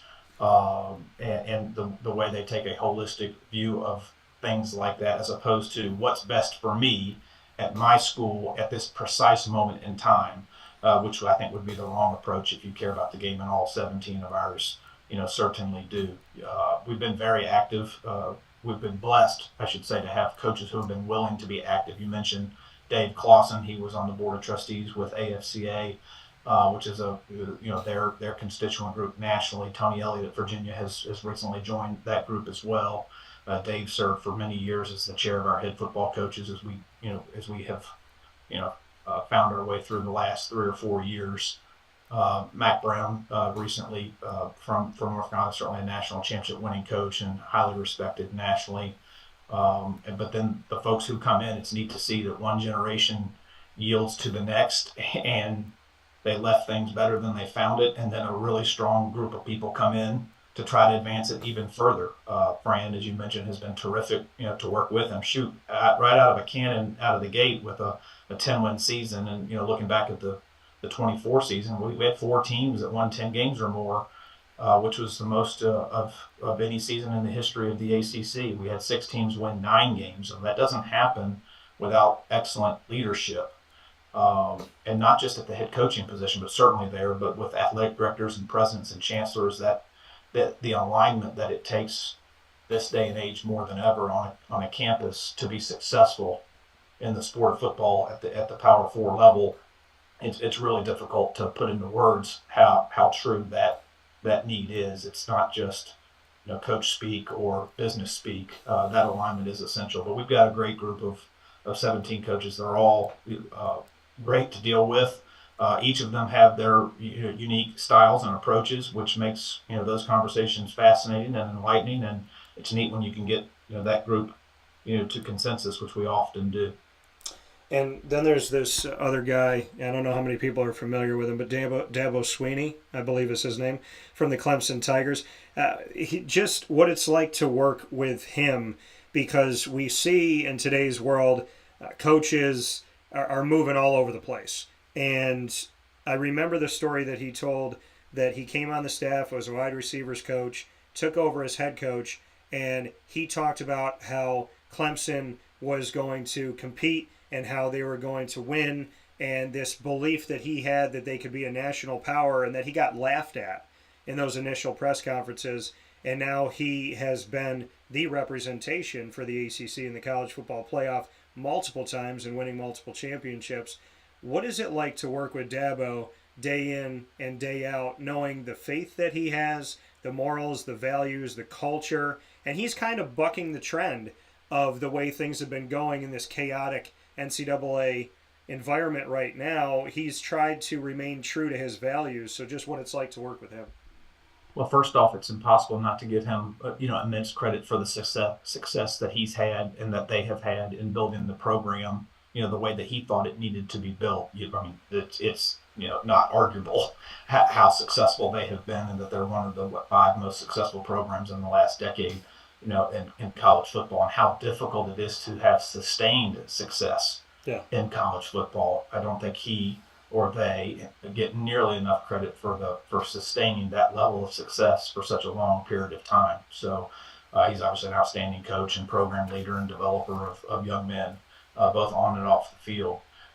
He's a pleasure to work with, he and his staff. There's been a lot of consistency, with his staff, at the levels at all the different levels that we deal with, like chief of staff, football operations, not just OC, DC, but up and down the building. A lot of continuity, which makes it easier for people like us to deal with because we've got a really good relationship with so many of them because they've been there so long, and as have we. I respect them for how genuine they and he is. I mean, what you see on the screen in a post-game interview is his genuine self. He's not different in one setting than another. And so I think that's what I appreciate most about him is how genuine he is and to your point, how committed he is to his values. I think that's to be respected and commended. And you've spent, like you said, over a decade inside of the ACC. I've spent over a decade covering the ACC. It feels different, in a good way in my sense here. God, family, culture, morals, values, building relationships, consistency, like you said, longevity of coaches, longevity of staff members that are at the ACC. What does that say about this conference? Do you feel different? Do you feel like how you approach as a conference unified, that you do exemplify those morals and those values? Because it says something about a business that retains people, that keeps people around, good people around, and continues to build with those people. So I've experienced it from my point of view. You're experiencing it all the time from the ACC office. Does it feel like a different conference? Do you feel that the ACC is still in this chaotic climate where so many things are changing? Do you feel like you've been able to remain yourselves and to put your values forward, your core values, and just what those may be, if you want to speak on those at all? Certainly a fascinating question, and a deep question. I mean, I've worked here for 12 seasons, going into my 13th season. So I've never worked in another conference. I came from Florida Citrus Sports, who runs a couple bowl games down in Orlando the 9 years prior to my time at the ACC.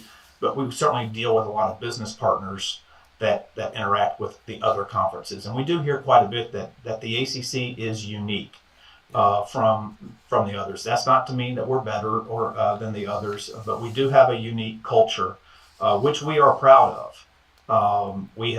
While we have changed quite a bit and done our best to adapt and keep up with the changing landscape, I think we are proud of our core values, and we want to be the best blend of athletics and academic success up and down the lineup. Every sport, every campus, year in and year out. And sometimes people like to mock that, but we don't care. We're proud of that. We want to develop people on and off the field. So we're proud of our annual success in the graduation report, in the U.S. News and World Report rankings of the quality of the academics at all 17 of our football institutions and all 18 ACC institutions. So we have tried very hard to not lose sight of the academic component of what is the fundamental underpinning of why we are here. We don't want to lose sight, under these changing times, that while yes, we're trying to make things right and better for the 1% of football players that will go on to play in the National Football League and have tremendous value in that space, we also care about the other 99% that they're playing non-professional sports at the highest level and this will be the end of their athletic career. And when they graduate, then what? We want them to be as fully prepared to be successful in life and their profession of choice as our football players who go on to the National Football League. We want them to be successful at that next stage of their career as well. Yeah, that accomplished greatness that's behind you doesn't just stand for athlete, it stands for the thing in front of it at the ACC with student. We're here with Michael Strickland here, ACC Senior Associate Commissioner for Football, on creating this 2025-26 schedule. So getting into it, Friday night, we know the ACC is going to play on Friday, could be playing a couple of these games on Thursday, but our Friday night slate, some of the ones I'm looking at here, my hometown Syracuse will host Colgate on September 12th. We have a Florida State at Virginia game on September 26th. Louisville at Miami, always a good game, 4 days before my birthday, October 17th. And we have a Halloween game, North Carolina at Syracuse, with Bill Belichick coming to the Dome to face off against Fran Brown and the crew. Clemson at Louisville on November 14th, Florida State at NC State on November 21st. And, of course, we have Georgia Tech at Mercedes-Benz Stadium, and that's on November 28th for a rivalry game. Just what you could say to these Friday night games and the North Carolina at Cal and Cal at Virginia Tech, which could be Thursday or Friday, the importance of playing on a Thursday or a Friday night for this conference. Appreciate your point on the Friday nights. It's a point of emphasis for the ACC and in our relationship with ESPN. We think there's great opportunity and value for the ACC and our football programs on Friday night. We've done very well in recent years with some marquee games on Friday night. As you know, Saturdays are very busy from coast to coast, conference to conference. So anytime you can find an exclusive window to put your best foot forward, we think that's what we need to be doing. So we were more intentional this season than ever before on what type of matchups we put on Friday night. I think if you're comparing schedules from years past, this is probably the strongest slate, at least on paper, of games and matchups that we've ever scheduled for Friday nights. And the number, there's a roadmap for as many as 9 Friday night games, which I think would be the most in ACC history. Not an accident. It's very intentional. We think that's where there's growth and opportunity for the ACC and our relationship with ESPN, and to promote and expose our program so they can put their best foot forward. Yeah, and as we see that, we see our Friday, and like you said, 9 being a record for the ACC. If we see that this season for 2025-26 season here for football as well, the annual rivalries. And I wanted to get to something because this made your job interesting, and you have been a part, obviously, like you said, you're going into your 13th season, so you've been a part of the addition of Syracuse and Pitt, Louisville. You've been a part of the addition of SMU, Cal, and Stanford. Do you call John Swafford or Jim Phillips? Do you knock on their door and say, I just finally got the Rubik's Cube to work, and you added more? Now I got to find space to kind of integrate and put all this together. Do you ever kind of playfully joke and say, we figured it out, we had a model with 15, and now we got to go to, now we had a model with 14, now we got to go to 17. So how have you kind of handled the 2 moments here in the ACC where we have seen addition, because it's obviously affected the model? A couple of years ago, the ACC released a model of these are the games that each team is going to have. Every team is going to have 3 opponents every season, and then we're going to have the 3-5-5 rule. So we have the 3 opponents that are the same every year. And for Syracuse, it was Florida State, Pitt, and Boston College, for example. And then you're going to play 5 ACC schools. The next year, you're going to play the other 5 that you didn't play. And then that third year, you're going to play those 5 you played in year 1. Whoever was home will be away. Whoever's away will be home. And then year 2, you'll play those 5 in year 4. So if you play 4 years at a college, you're going to see every team twice, home and away. The 3-5-5 model and the doing away with divisions made a lot of sense, and I was excited to see it. And then you added 3 more schools. So how did you navigate through, we're getting rid of divisions, we're doing the 3-5-5, we're going to have these consistent opponents, and now you're trying to protect rivalries in an expansion that obviously affected putting all the schedules together? It's been a wild journey. We meet with our athletic directors 3 times a year in person. We meet more often now than ever before virtually on a biweekly cadence. But those 3, in-person meetings, since 2013 have always. It seems like everyone has always included a football scheduling discussion about what's best for the ACC, and often it was status quo. But I would tend to agree with you that 3-5-5 model was probably the best. In terms of, but it was the best combination of math, the way the math worked out, and where everyone's appetite was at that time to finally. It took us a while to get the national support to get the flexibility to eliminate divisions. It was in the NCAA rule. It was always tied to your championship games, you had to have divisions in order to have the right to have a conference championship game. Yeah. And it took us a little bit longer than we hoped to get the other conferences to agree that we should relax that rule to give each conference more flexibility to handle their intra-conference scheduling rotation in a manner that fit them best and still have a conference championship game. So as soon as we finally had the right to make the change, we did make that change. So the 3-5-5, and then that the playing every school once home and away in a 4-year career, I think that harkens back to your earlier point of questioning about the values of our conference. That was really important, that if you stayed 4 years, you had the chance to play everybody in the league once at home and once away. Yeah. But even that, we had some tough decisions that we still had to make. We couldn't account for all annual matchups that we really wanted to protect. There were a couple that didn't get accommodated, and we were to some degree criticized for that 1 year that it didn't happen. I think maybe Wake, NC State, and Virginia Tech, Miami didn't get protected. And fortunately for us, we got another bite at the apple a year later, to your point, when we further expanded. So that gave us another opportunity to reevaluate based upon the landscape, what's best for the ACC at this moment in time. And certainly expansion with the addition of Stanford, Cal, and SMU was absolutely in the best interest of the ACC. So then once you've got 17 teams, you convene that AD group again, a working group, and you go through your different model options, and you use math as a foundation for what you're trying to achieve to keep things as equitable as possible over a cycle. This math worked out to 7 years based upon some things we wanted to do to mitigate travel implications for East Coast teams headed west and vice versa.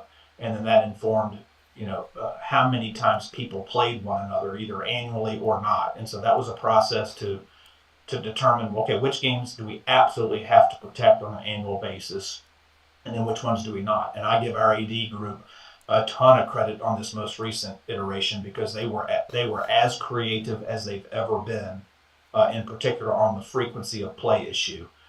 Some play one another 7 times in 7 years.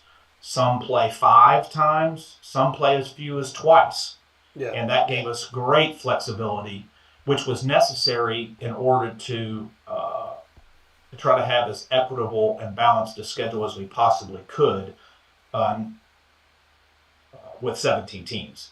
And so we wanted to have as much we needed as many games per team so that they could see as many people as possible over the course of time, and try to use historical strength ratings to try to keep the annual schedules as balanced as we can. I know you're eager to talk about the Syracuse schedule in 25 as a part of the 7-year rotation, but all of those factors went into that initiative to try to smooth things out for all teams over all 7 years.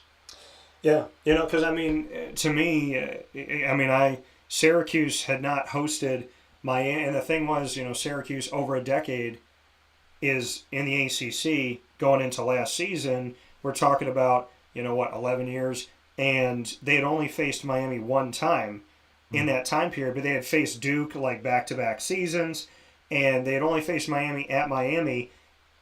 So last season became a massive, at least for me, being a kid and growing up with the Big East in Syracuse, Miami. When Miami left the Big East, arguably that move, when they went to the ACC, started the dissolving of Big East football. And that game played on Saturday in November 2002, Saturday, November 30th, 2002, in the Dome. When they played this time around, which I thought was great with scheduling, Saturday, November 30th, 2024, it was 22 years to the exact day since they had last seen each other in the Dome. And you don't want to see something like that, obviously, and that was something that people were saying, like, there's schools inside of the ACC, and they're in conference, but these schools are never seeing each other. The 3-5-5 model was going to make a lot of sense with that. Now I know you have to be unique because you have 17, so you can't abide by that model. But you talked about protecting annual rivalries, and I want to make note of these rivalries that we're protecting, because I know that Dave Clausen, I believe Dave Doran, were outspoken at ACC kickoff of, we've been going over 100 years, NC State and Wake Forest, and we're not going to have it. And then the model obviously now allows for this to happen. And so this season, when we talk about annual rivalries, I'm just going to go down the line for the one that's coming up the soonest to November 29th. September 11th, we get that game, NC State at Wake Forest. September 20th, we get NC State at Duke. October 4th, Miami at Florida State. October 4th, Boston College at Pitt. And then October 11th, Stanford at SMU. October 18th, Pitt at Syracuse. October 25th, Virginia at North Carolina. November 8th, Florida State at Clemson. November 22nd, we get Miami at Virginia Tech, Duke at North Carolina, Cal at Stanford, old Pac schools. And then on November 29th, we get 5. We get Boston College at Syracuse, SMU at Cal, North Carolina at NC State, Wake Forest at Duke, Virginia Tech at Virginia. Protecting this, like you said, we had what we had our history, we had a 3-5-5, and then there was a concern over games that could be lost, like NC State and Wake Forest. Having these annual rivalries now and working with the ADs and working with the coaches, working with the presidents and chancellors, do you feel like the list of annual rivalries that I read off, because we know Duke, North Carolina, and like Syracuse, Pitt, some of these were like, yeah, we expect to see them there in NC State and Wake Forest. Do you feel that this model and these annual rivalries now has everybody covered, including the new institutions? Probably not. I think if we're being, totally honest with ourselves, or from an individual school perspective, I'll use Wake Forest as an example. I think they'd love to play North Carolina, on an annual basis. They've got Duke and NC State, I believe, to your point, but there just wasn't enough capacity to also accommodate, that matchup. So we don't. I don't think we bat 1,000. We're not perfect, and this schedule model is not perfect. So I think it's reflective, though, of how this conference comes together and compromises, and collaborates on what's best for the whole, and without having to worry about someone holding that up because they didn't get 100% of what they specifically wanted. So I don't think we're all the way there, and I'm not sure with the size of this conference or the conference, any conference under the current landscape. I'm not sure any conference can get all the way there, but we do a pretty good job getting most of the way there. And again, with our enhanced flexibility, Wake Forest, North Carolina is able to play more than twice over the course of 7 years, and so that's where that extra flexibility was able to help. We made it better.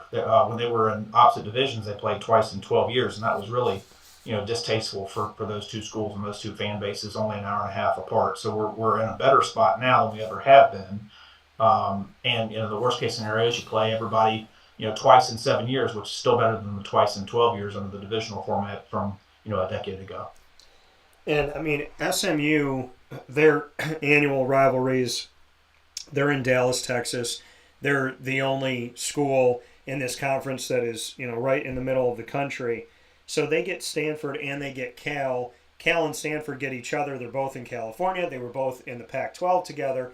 So that makes sense. But how did you handle the SMU element of it? Because they don't have a geographical rival. They came in with the California schools, so they are put in these annual rivalry games with them. Is SMU happy with this? I mean, are they looking and saying, we wish we had maybe a Florida State or a Miami and we stay to the south here? How have you handled them? Because you have all of these Atlantic Coast teams and you have the two Cal teams, and then here you have SMU sitting in Dallas, Texas, and you kind of have to create a place for them, so they have been put with the schools that they came in with.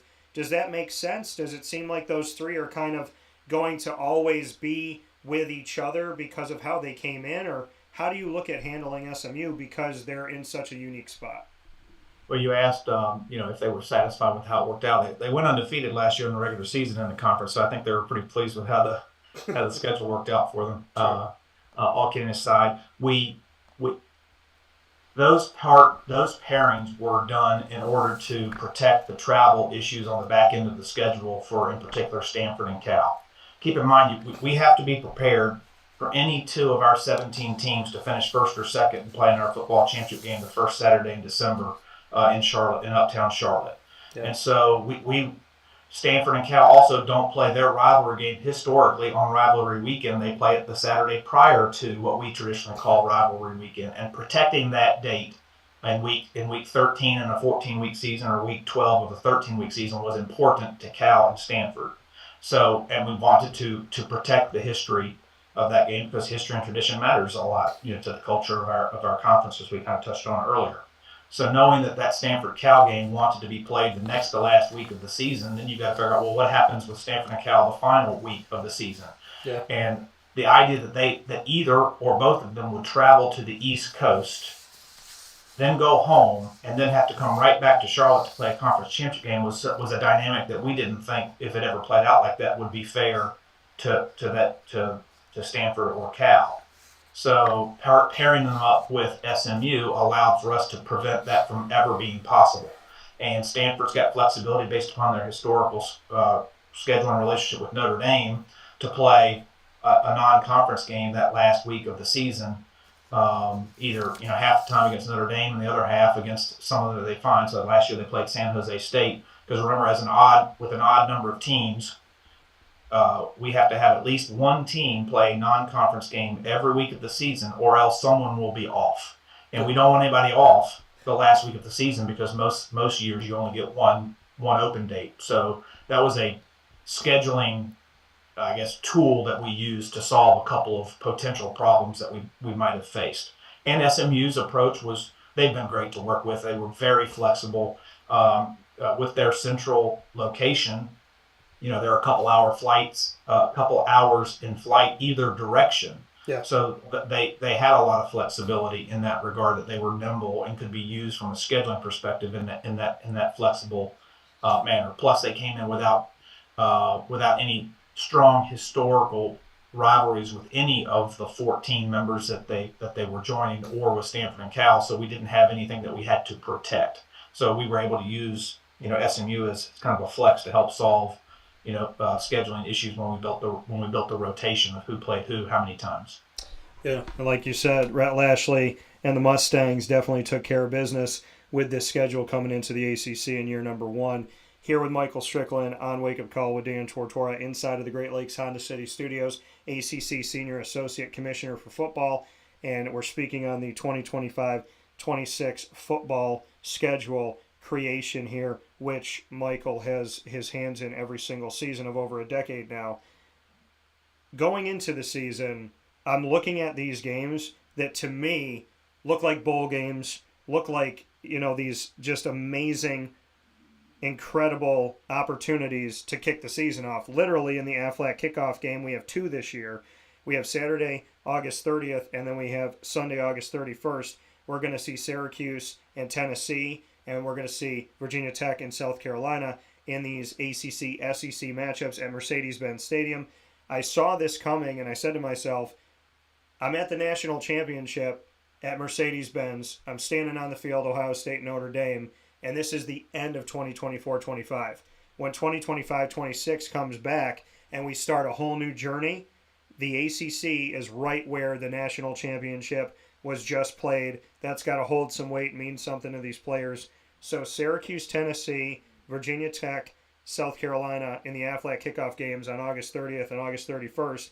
And then also on Sunday, August 31st, we have Miami hosting Notre Dame at Hard Rock Stadium in Miami Gardens. So just looking at that end of August, where sometimes you're able to sneak in those games going into the season right before September, what it means to see Miami, Notre Dame, as well as Virginia Tech, South Carolina, and Syracuse, Tennessee, and the ACC being at the last stop of the College Football Playoff National Championship, that you can almost feel the weight of that when these teams step on the field at the end of August. Week 1 has always been an important long weekend for the ACC. Many times we've played five days of ACC football. We want to play the toughest schedule we can possibly play. I think it's inarguable that that's what has happened over the course of the last decade, certainly the last several seasons. We've played the toughest schedule of any conference in America. This coming season, I think 26 games against Power 4 opponents. We'll play in neutral sites. We'll play on the road. We'll play any team, anytime, anywhere. and we want those opportunities on the field between the lines and to try to play winning football. And so I give our schools a lot of credit that they continue to answer that bell. When this opportunity in particular in Atlanta presented itself to both Syracuse and Virginia Tech, they had the opportunity to say no thank you. But those are the types of games that those schools and those fans want to play in. It's where those coaches want to coach. It's where the players want to play. We're not shying away from anything, and you can't in football. If you shy away from challenges in football, you're going to lose. And so we run to it, not away from it. And so we're really excited in particular about how strong our week one is this year. You focused on the games in Atlanta and how neat it is from a symmetrical perspective. That's where the season ended this past year. We'll also end our season in Atlanta with Georgia Tech playing Georgia in that same stadium on a Friday, on Thanksgiving Friday. But we've also got Miami Notre Dame in the stadium that will host next year's national championship game. We've got a number of on-campus games in week one with Alabama coming to Florida State and LSU at Clemson, among others, and then Monday night in our Monday Night Football slot with TCU headed to Chapel Hill. So no shortage of examples. I think 7 games against Power Fours in the first weekend. We want the attention and the spotlight on us out of the gate, and it's up to us to go in there and play winning football. Yeah, and if I may ask this, obviously you're putting the ACC schedule together and, these conference matchups. But like you said, when it comes to Syracuse with Tennessee or Virginia Tech with South Carolina, they could have said no, and they chose to play these games.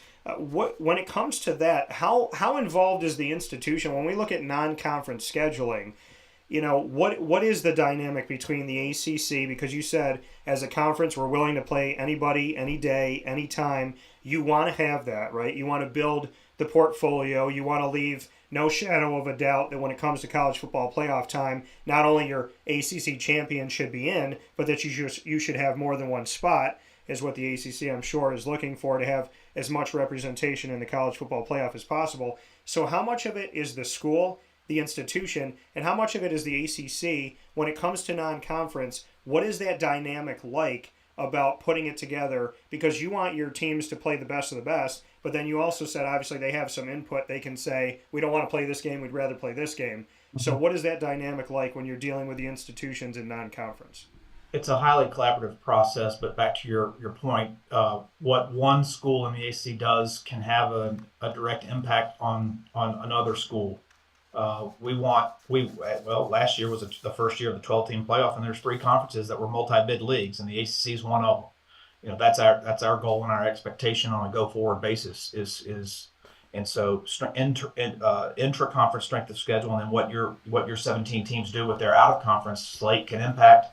We don't know who our 2 or 3 teams are going to be at the top of the standings at the end of the season, but they need the rest of their intra-conference peers to have done their part all along, so that whoever rises at the end has as strong a resume as possible. So we do work in conjunction with all 17 of our schools. I'm in touch with our football schedulers at each campus, daily on long-term future schedules. Who are you playing? Where are you playing them? What week are you playing them? So that what they choose to do serves the interests of their institution and the conference at the same time, and also we commit to scheduling opportunities in a way that helps us have as much flexibility to still build the annual conference schedule as easily as possible. So as I mentioned earlier, managing the number of games that we've got each week matters, particularly with an odd number of teams. We wouldn't want 16 teams to go schedule a non-conference game in week one in isolation, and then the one team who's left has nobody to play. That's a elementary explanation or example of why collaboration is important. We've got some general ground rules and expectations of how the schedule should unfold. Generally speaking, we expect our schools to play the 8 conference games, 2 Power 4 non-conference games, hopefully 1 home, 1 away. You've got 1 group of 5 / group of 6 opponent, and then we have 1 FCS game. So that 8-2, 1-1 scheduling approach is generally speaking, what all 17 of our programs are striving to deliver on an annual basis.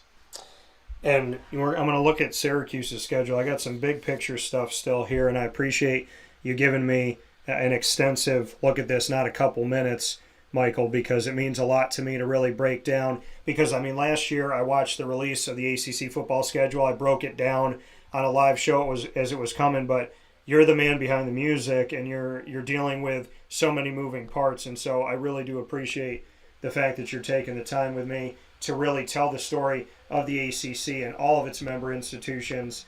I do want to get to my hometown of Syracuse, and I want to know why you let this happen. So, looking at Syracuse's schedule, they will face Tennessee, as we mentioned, Saturday, August 30th on neutral field.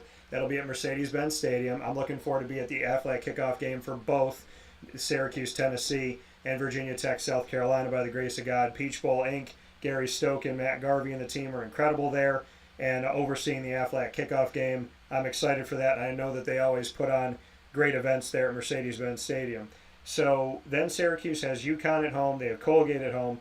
They're at Clemson, then Duke at home, then at SMU, then a bye week, then Pitt, then at Georgia Tech, then North Carolina, Bill Belichick comes in, then at Miami, then a bye, then at Notre Dame, and then Boston College at home for one of those rivalry games. So I'm grateful. I think the Syracuse fans are grateful that it's at Miami, take a break, then at Notre Dame. And I think that they're grateful that there's go up against Clemson on the road, then, well, I mean, Duke is still Duke, and then at SMU. But I just want to know, with all of these games this season, Syracuse didn't face Clemson last year, they didn't face SMU, and they didn't face Notre Dame out of conference. They did face Miami, so, going to Miami makes sense here. But when I was talking to fans about this, I said, they're not playing Clemson, SMU, Notre Dame, and Miami. They're playing all four of them on the road in one season. So why would you do this, Michael? But in all seriousness, I'd love to get the breakdown, because obviously it's going to be a very challenging schedule. Fran Brown doesn't shy away from challenge, nor does his student athletes and his staff. But this is going to be a potential gamut for Syracuse. And if they are to win this could be an electrifying season for Syracuse and for the ACC, because this gamut, if you want to be the best, you got to beat the best, and they're definitely going to be challenged this year.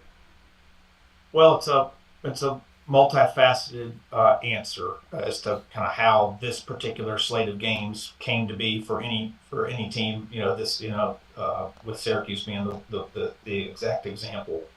So the Notre Dame rotation we actually set like 12 or 13 years ago. Yeah. So that was done over the course of we did two different sets of rotations that spanned over 12 years and 50 or 60 games, and everybody got 4 or 5 games, 2 home, 2 away, with 4 teams having that extra game based upon the way the math worked out with the equitable distribution of those games. So that was set long ago. The Tennessee neutral site game opportunities, I'm thrilled that you mentioned Gary and Matt and certainly David and the guys at the group in Atlanta. They are terrific to work with, and they care so much about the ACC. Gary in particular, being an NC State Wolfpack from his basketball days at NC State, always thinks of the ACC first when he has opportunities.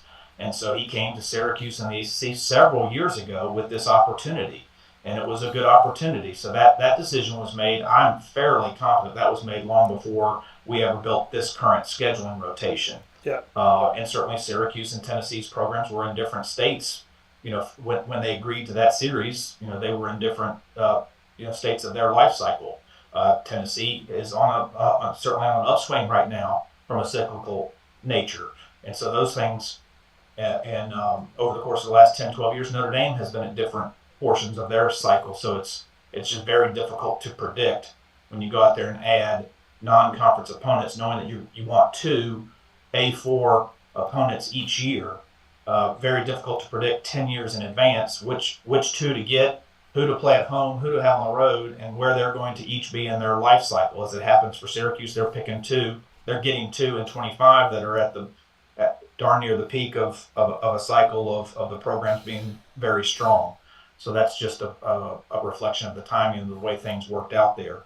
Regarding the ACC games, when we built, as we mentioned earlier, we built the 7-year rotation. We used a 10-year historical strength of schedule metric to try to distribute opponents, so that, and we had some metrics that we evaluated, but we knew there were going to be some, there were some ups and some downs. And so I think you compared the 24 schedule to the 25, and I think your assessment is that maybe on paper the 24 schedule was not as strong as the 25. But we knew, and I'm not going to argue with you over that.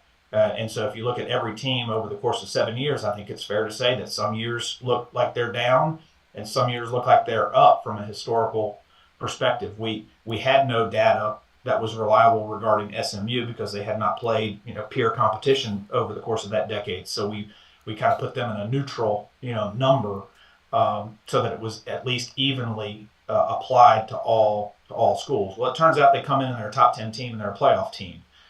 So that was impossible to predict. And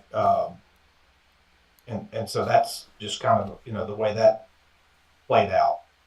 You look at some historical strengths. I think you said that Syracuse, and I don't have it in front of me, they got Clemson, they've got SMU, and they've got Miami. I don't think they've got Louisville, do they? No. They don't have Louisville, and they don't have Florida State. Right. Over the course of a 10-year historical strength of schedule, both Louisville and Florida State are in the top 4 or 5 or 6 of relative historical strength in the ACC. So that's the trade-off. So SMU didn't have a metric associated with it. Clemson and Miami did. And so those two are also historically in the top 10, over the 10-year cycle, in the top 4 or 5 as well. So 2 from the top 4 are on their schedule. 2 from the top 4 are not on their schedule. So that's just a real world example of how that played out. Obviously, SMU, Miami, and Clemson had great seasons last year. Louisville had a pretty good season as well. Florida State had a disappointing season. And so but 2 years ago, they were one of the 4 best teams in the country and should have been in the 14 playoff. So the inability to predict with great certainty each season when you're doing these things 7, 8, 9, 10 years in advance leaves open the possibility that something like this could happen from an on-paper perspective. But I would say it's great timing because now is the time in the history of college football to play that type of a schedule, because you can lose 2 games and still be in a path to win the national championship. You could go 9-3 with that schedule. You could probably go 9-3, and you're a playoff team. So there's a lot more margin for error for any team, but Syracuse in particular this year. You go 9-3, 10-2 against that schedule, you're going to feel pretty good about yourself. You've had a heck of a football season, and everything is there for the taking. If you do better than that, then, oh man, as you said, it could be electric for Syracuse fans. Yeah, and I appreciate you breaking that down and taking a look at it and just seeing that, because I know that, to me, it's extremely exciting, and getting to know some of these coaches over time and just spending time with Marcus Freeman over these last couple weeks and seeing what he's done with Notre Dame has been tremendous. Now, the non-conference slate, which we've talked about a little bit here, the ACC in 2025-26 is going to put themselves in a lot of difficult situations from the outside looking in. But you said, we got to play these games. We want to play these games. So not including Virginia, NC State non-conference game in week 2, we have the ACC will play 26 games against peer Power 4 conference opponents and Notre Dame. 10 versus the SEC, 7 against the Big 12, 3 against the Big 10, 6 against Notre Dame, the most of any conference in the country. The ACC will also play 3 games against the Pac-12's Oregon State and Washington State. We will also see the ACC play 14 non-conference games against teams ranked in both the final 2024 college football playoff rankings as well as the 2024 Associated Press Top 25 poll, which is highlighted by 6 games versus national runner-up in Notre Dame and 1 each against top 10 teams Georgia and Tennessee. ACC will play 35 non-conference games against opponents that appeared in a bowl game this past season, including 8 against teams that made the 12-team college football playoff. That's a lot. That's definitely a challenge, and we're talking about simply non-conference in that respect, Michael, bring me into that. The fact that you are living by what you just told me. We will play anybody on any day, at any time, anywhere. We're proud of that. In fact, I mentioned that coach's call we had just the other day, and that point again was made. We want to play these people. We want to play the best. Because we also think we're among the best, and we want to be able to demonstrate that on the field, not in the newspapers, not in headlines, not in articles and opinions, not in social media space. We want to play the games on the field and demonstrate that we deserve to have 4 teams ranked in the final ranking, to be one among the conferences that are a multi-bid league into the college football playoff. And the only way you do that is by playing good games and then winning games against those teams. And so you got to schedule them in the first place to have that opportunity, and that's what we're going to continue to do. Yeah, and just to let people know, of those Notre Dame games, we have August 31st, Notre Dame at Miami that I mentioned, and then we have October 11th, NC State at Notre Dame, November 1st, Notre Dame at Boston College, November 15th, Notre Dame at Pitt, November 22nd, Syracuse at Notre Dame, November 29th, Notre Dame at Stanford, and I would be remiss if I didn't shout out the fact that we're going to have some history in the ACC this year with those 3 new member institutions of SMU, Stanford, and Cal. They are in this rotation, like you said, in this model of looking years in advance of the fact that they're going to make history in games that have never been played before. Stanford at Virginia, Florida State at Stanford, Stanford at Miami, Virginia at California, and California at Louisville, so those games to be played. Any final point, Mr. Strickland, that you would like to make on this 2025-26 thing, outside of the fact that you can look into the camera and ask Jim Phillips for a raise? The last comment I would have, I appreciate your time and your passion and coverage of the ACC. I just expect a wild scene on Halloween night in the Dome. On Friday night, ACC football and the ESPN Friday Night Football. 2 great teams, 2 electric and charismatic and captivating coaches, and a lot of good players on the football field. We expect a great scene out of the Cuse faithful. Absolutely. Well, that coming from Michael Strickland, here of the ACC Senior Associate Commissioner for Football, on the creation of the ACC schedule and talking specifically about 2025-26. Michael, it has been my honor and my privilege. I can't believe it's over a decade that I've been connected to the ACC in some way, shape, or form. But I do want to say thank you. As time has flown, it's been because I've been in good company. So to you, to Amy, to Kevin, to everybody over the years, Mike, when I originally came in, as well as to Jim Phillips, John Swafford, I want to thank the ACC for giving me the open door, giving me the opportunity, and allowing me to have these conversations that a lot of people talk about amongst themselves but don't know. And I like to go to the heart of the source, but you can't do that if they're not open to do it. So thank you for being so open with your time and to providing answers to questions that a lot of people ask. Well, thank you very much for those compliments. We look forward to seeing you down here in Charlotte in July for football kickoff, and it's been great to be with you today.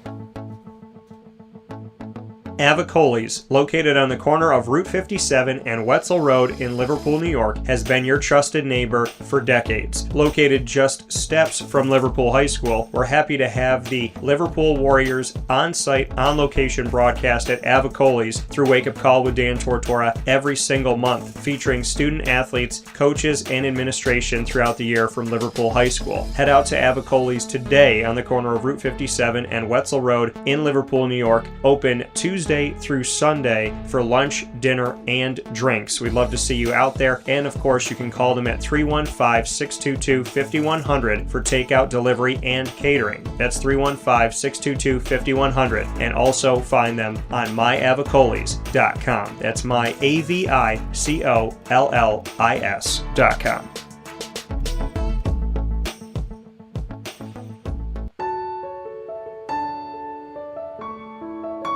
Having peace of mind when you're out of town that your furry-loving friend is safe and sound means taking them to Canine Campground, because we all know that when it comes to the love of our pets, it goes well beyond the call of duty to make sure they're safe and sound. Right, Lily? So take a ride to 242 Johnson Street in East Syracuse, New York, and see Canine Campground and where your dog will be staying, in the classic cabin, the executive cabin, the grand cabin, or of course the luxury cabin, because if you know Lily, you know she loves luxury. Now you don't have to wait to the last minute to find a family member or a friend that'll take your dog for a few days. Call Canine Campground at 315-299-4013. That's 315-299-4013. Their drop-off and pickup times are Monday through Sunday. Check K9campground.com for more information. That's the letter K, the number 9, and campground spelled with a K.com. K9campground.com. When you're going out of town, bring your dog to Canine Campground.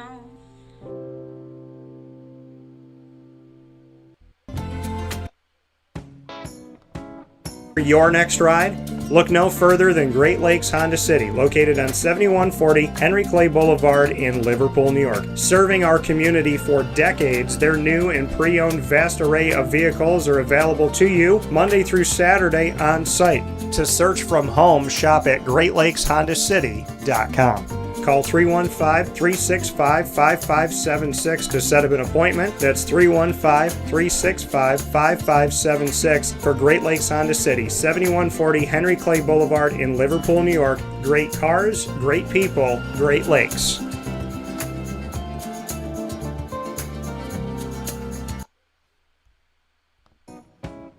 In these unique times, there are those in our community that give us a sense of normalcy and positivity. Pizza Man on 50 Oswego Street in Baldwinsville has been here for you for over 35 years and is here now. Call 315-638-1234 or order online at pizzamanbville.com to bring those familiar tastes into your home. And remember to come see our monthly on-site broadcasts centered around the community and our Baldwinsville beats. Pizza Man in Baldwinsville. Any way you slice it, they are always here for you.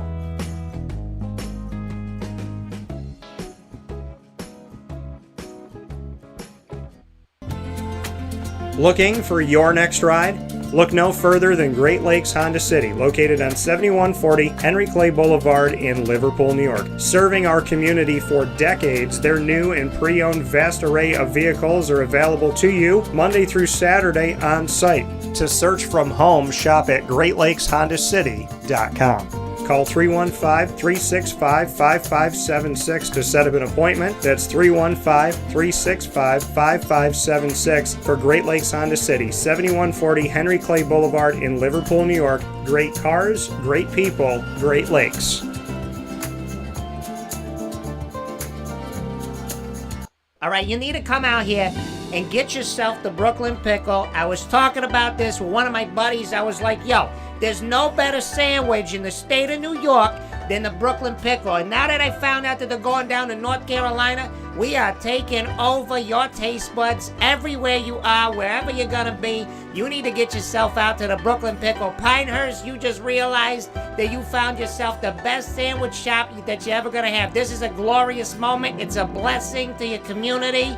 You're welcome. Brooklyn in the house, baby. Go over to the Brooklyn Pickle. You already know what it is. You heard the man. Head to Brooklyn Pickle Pinehurst on 1788 Old Morgantown Road in Southern Pines, North Carolina.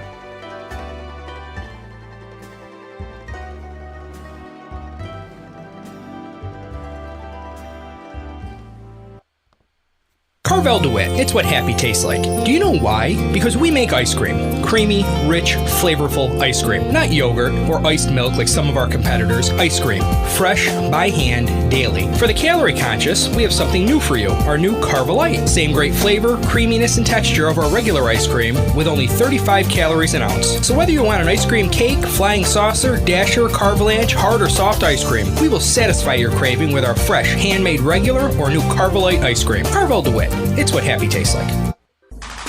The Wildcat Sports Pub in Camillus, New York is located on 3680 Milton Avenue in the Home Depot Plaza. It is your family-friendly sports bar and restaurant. Folks, some sports bars aren't family-friendly. Some family-friendly restaurants are not sports bars. The Wildcat Sports Pub in Camillus, New York is proud to be both. It is that marriage that you've been looking for years. The Wildcat Sports Pub is your home base for your sports bar and restaurant needs, games for the kids, indoor and outdoor activities, and enough things on the menu to come back every single week and get to try something new. They're open Sundays from noon to 8 p.m., Monday through Wednesday, 11 a.m. to 11 p.m., and Thursday through Saturday from 11 a.m. to midnight. For reservations and party information, call 315-487-2222 for the Wildcat family-friendly sports pub and restaurant.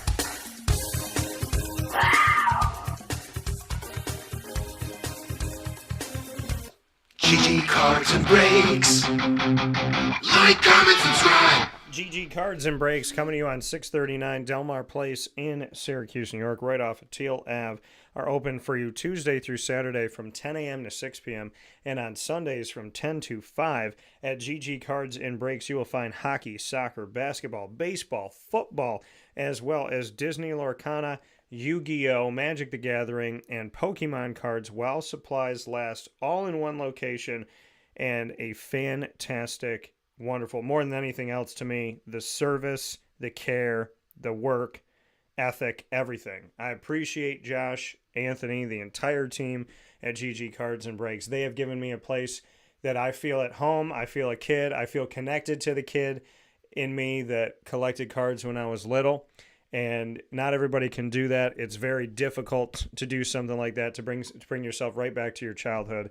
And GG Cards and Breaks does that. So if you've never collected cards before, get into it, give it a feel, buy a pack, buy a box, and see what you can get. It's always awesome, right? It's like opening a present on any random day. It's like I bought a pack of cards, I bought a box, I have no idea what's in here. I know what I'm hoping for. And then you open it up and you see what you got, and it's just always something cool to me because you never know what's going to be there. And it just makes for an exciting time. And it's just really, honestly, to me, being a big kid is what keeps us adults focused on the things that matter, right? Being a big kid reminds you to have that positive spirit, to have that spirit of wonder. And GG Cards and Breaks helps to fan the flame of that spirit and really build it up. So I want to give a lot of credit to GG Cards and Breaks. It starts with Josh and Anthony, and it goes through their entire team. Find them at 639 Delmar Place in Syracuse, New York, Tuesday through Saturday from 10 to 6, and on Sundays from 10 to 5. With that being said, here on Wake Up Call with Dan Tortora, where sports truly meets that thing called life, we had a ton of great things on the broadcast today. We got to learn about Moyne softball from their head coach, Tracey, who is no stranger to the show. We got to talk about Syracuse basketball and have a very real conversation about where things are at currently, and I hope they turn toward the positive. And we got to take a look behind the curtain of putting the ACC football schedule together, and this is a conversation unlike any other I've ever had before.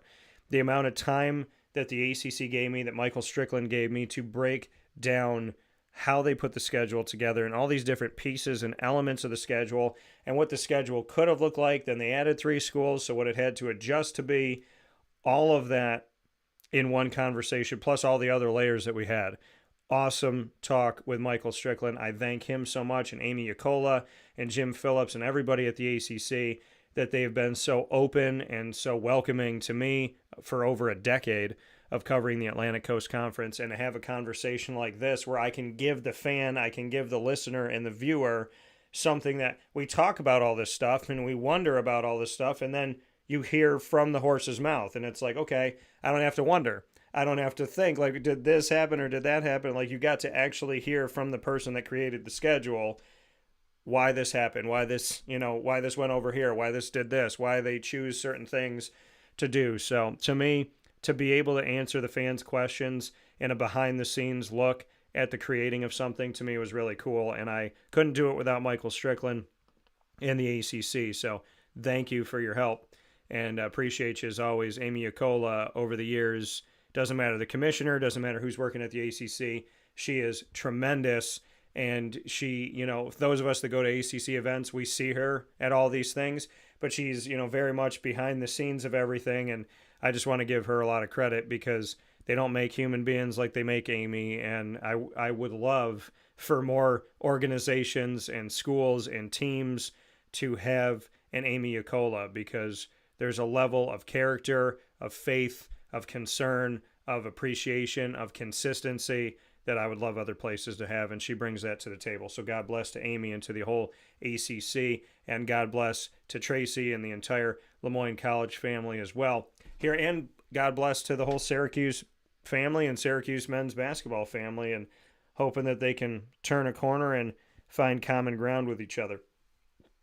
Wake Up Call with Dan Tortora coming to you every Monday through Friday from 9 a.m. to 11 a.m. Eastern Time on YouTube.com and Facebook.com, both /WakeUpCallDT, on WakeUpCallDT.podbean.com as well. And once the shows go live, they hop into the archives, and you can find them on Amazon Music, Audible, iHeartRadio, iTunes, and Apple Podcasts, Player FM, Podbean, Podchaser.com, Podvine, Spotify, TuneIn, YouTube, and more. All you have to do is search Wake Up Call with Dan Tortora, or one word, Wake Up Call DT. Make sure to subscribe on your favorite podcasting platform so you never miss a live broadcast, or you never miss our recorded broadcast again. And when they update themselves after they go live, you'll never miss an opportunity to catch up with the show wherever you are in the world. So thank you to everyone that supports Wake Up Call. We appreciate you so very much. I want to give a special thanks to Brooklyn Pickle. From New York to North Carolina, from NY to NC, you will find Brooklyn Pickle in Southern Pines on 1788 Old Morganton Road in Southern Pines, North Carolina, just a few minutes down the road from Pinehurst Golf Courses, a golf course that the PGA Tour uses.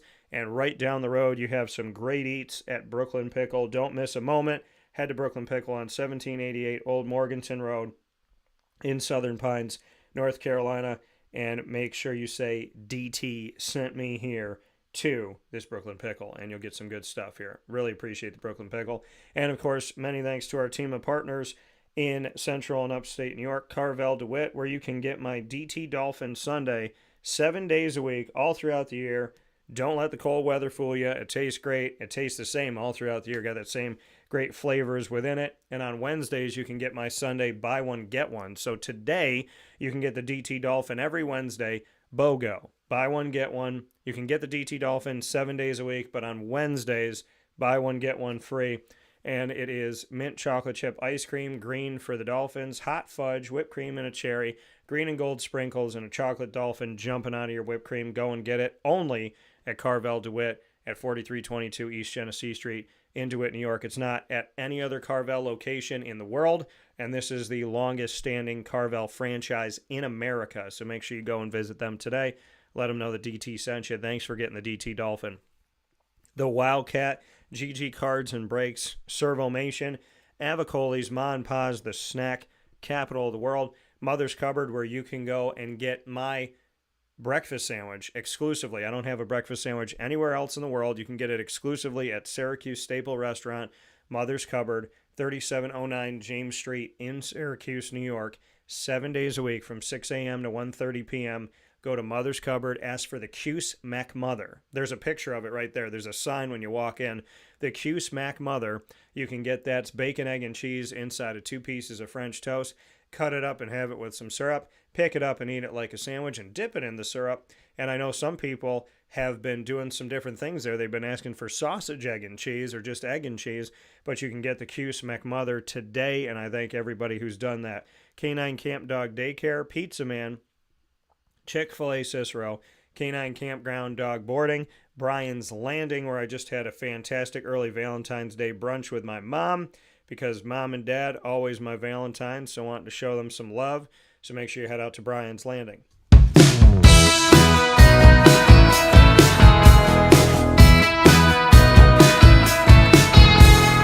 Wake Up Call with Dan Tortora is the exclusive multimedia marketing partner of your Moyne College Dolphins. Find your Dolphins every single Wednesday during Dolphin Time, like today, where we talk with student athletes, coaches, administration, future Dolphins, and alumni about their stories and the greater story of the Finn family. So you can find all of that by going to youtube.com/wakeupcalldt as well. And make sure you subscribe and hit the notification bell. You'll find the Moyne Dolphins playlist on our YouTube channel. And you can find the Dolphins on wakeupcalldt.com's homepage, as well as underneath the exclusive partners tab. For more information, go to LeMoyneDolphins.com and fins up.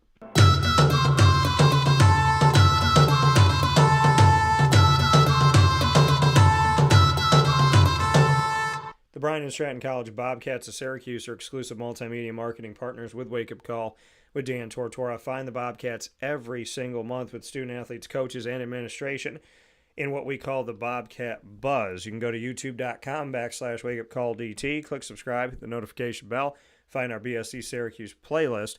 You'll also find the Bobcats on wakeupcalldt.com's homepage and underneath the exclusive partners tab. For more information, go to syracuse.bscbobcats.com, and I'll be going to campus to broadcast Wake Up Call this Friday, the entire show. That includes the annoying moment of the week from Carvel DeWitt, Lead, Learn, Evolve, Adlib, and Deliver from Chick-fil-A Cicero, the top dog of the week from K9 Camp Dog Daycare and K9 Campground Dog Boarding. All of that and more in a Bobcat Buzz takeover celebrating the hiring of new athletics director Brooke Paro, who is going to join me for the entire 2-hour broadcast from on campus at Bryan and Stratton College of Syracuse. Can't wait to bring you that. Campus for Bryan and Stratton College of Syracuse. One is on James Street, right up the road from downtown Syracuse. The other is in Liverpool, across the street from Avicoli's, right off of Route 57. As always, go Bobcats.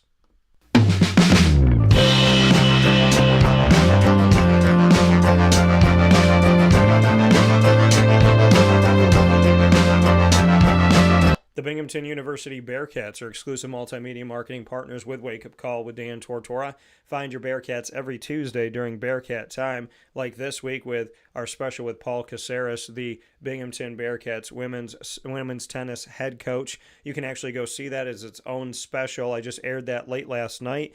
So it not only aired yesterday on the broadcast within Wake Up Call, but it's now its own special on youtube.com/wakeupcalldt, where you can find all of our content with the Bearcats. Click subscribe, hit the notification bell, find our Binghamton playlist on YouTube, which includes that special with Paul Caceres from this week. And you can also find the Bearcats by going to wakeupcalldt.com's homepage and underneath the exclusive partners tab. For more information, go to binghamtonbearcats.com and go Bearcats. With that being said, here on Wake Up Call with Dan Tortora, wearing my Finns softball gear with pride, courtesy of Tracey Roman. Thanks to Miss Roman for being a part of the show. Shout out to her mom. God bless in heaven. And, of course, many thanks to Michael Strickland and the ACC. Michael Strickland, the Senior Associate Commissioner for football of the Atlantic Coast Conference of over a decade. So many thanks to Michael Strickland for allowing us the opportunity to look behind the curtain of the creation of the ACC football schedule. And, of course, many thanks of truly having an inside look and an inside scoop on everything going on with Lemoyne softball over the years, thanks to Tracey Roman, and just how wonderful our bond is on and off the air. Facebook at WakeUpCallDT, X at CallDT, Instagram at WakeUpCall_DT. And remember, folks, win or lose, be constructive, be kind, treat others the way that you want to treat them. I hope the best for everybody out there. Every team, every home, every individual, every organization, every business. Serve God, serve Him well, be good people. I pray the best for all of us now and always. In the name of the Father, and of the Son, and of the Holy Spirit. In Jesus' most precious name, whether you love me or hate me, I pray for you. God bless you all. Have a beautiful, beautiful day. Please be safe, be good to each other, and as always, from the Great Lakes Honda City Studios, God bless, no stress, do your best.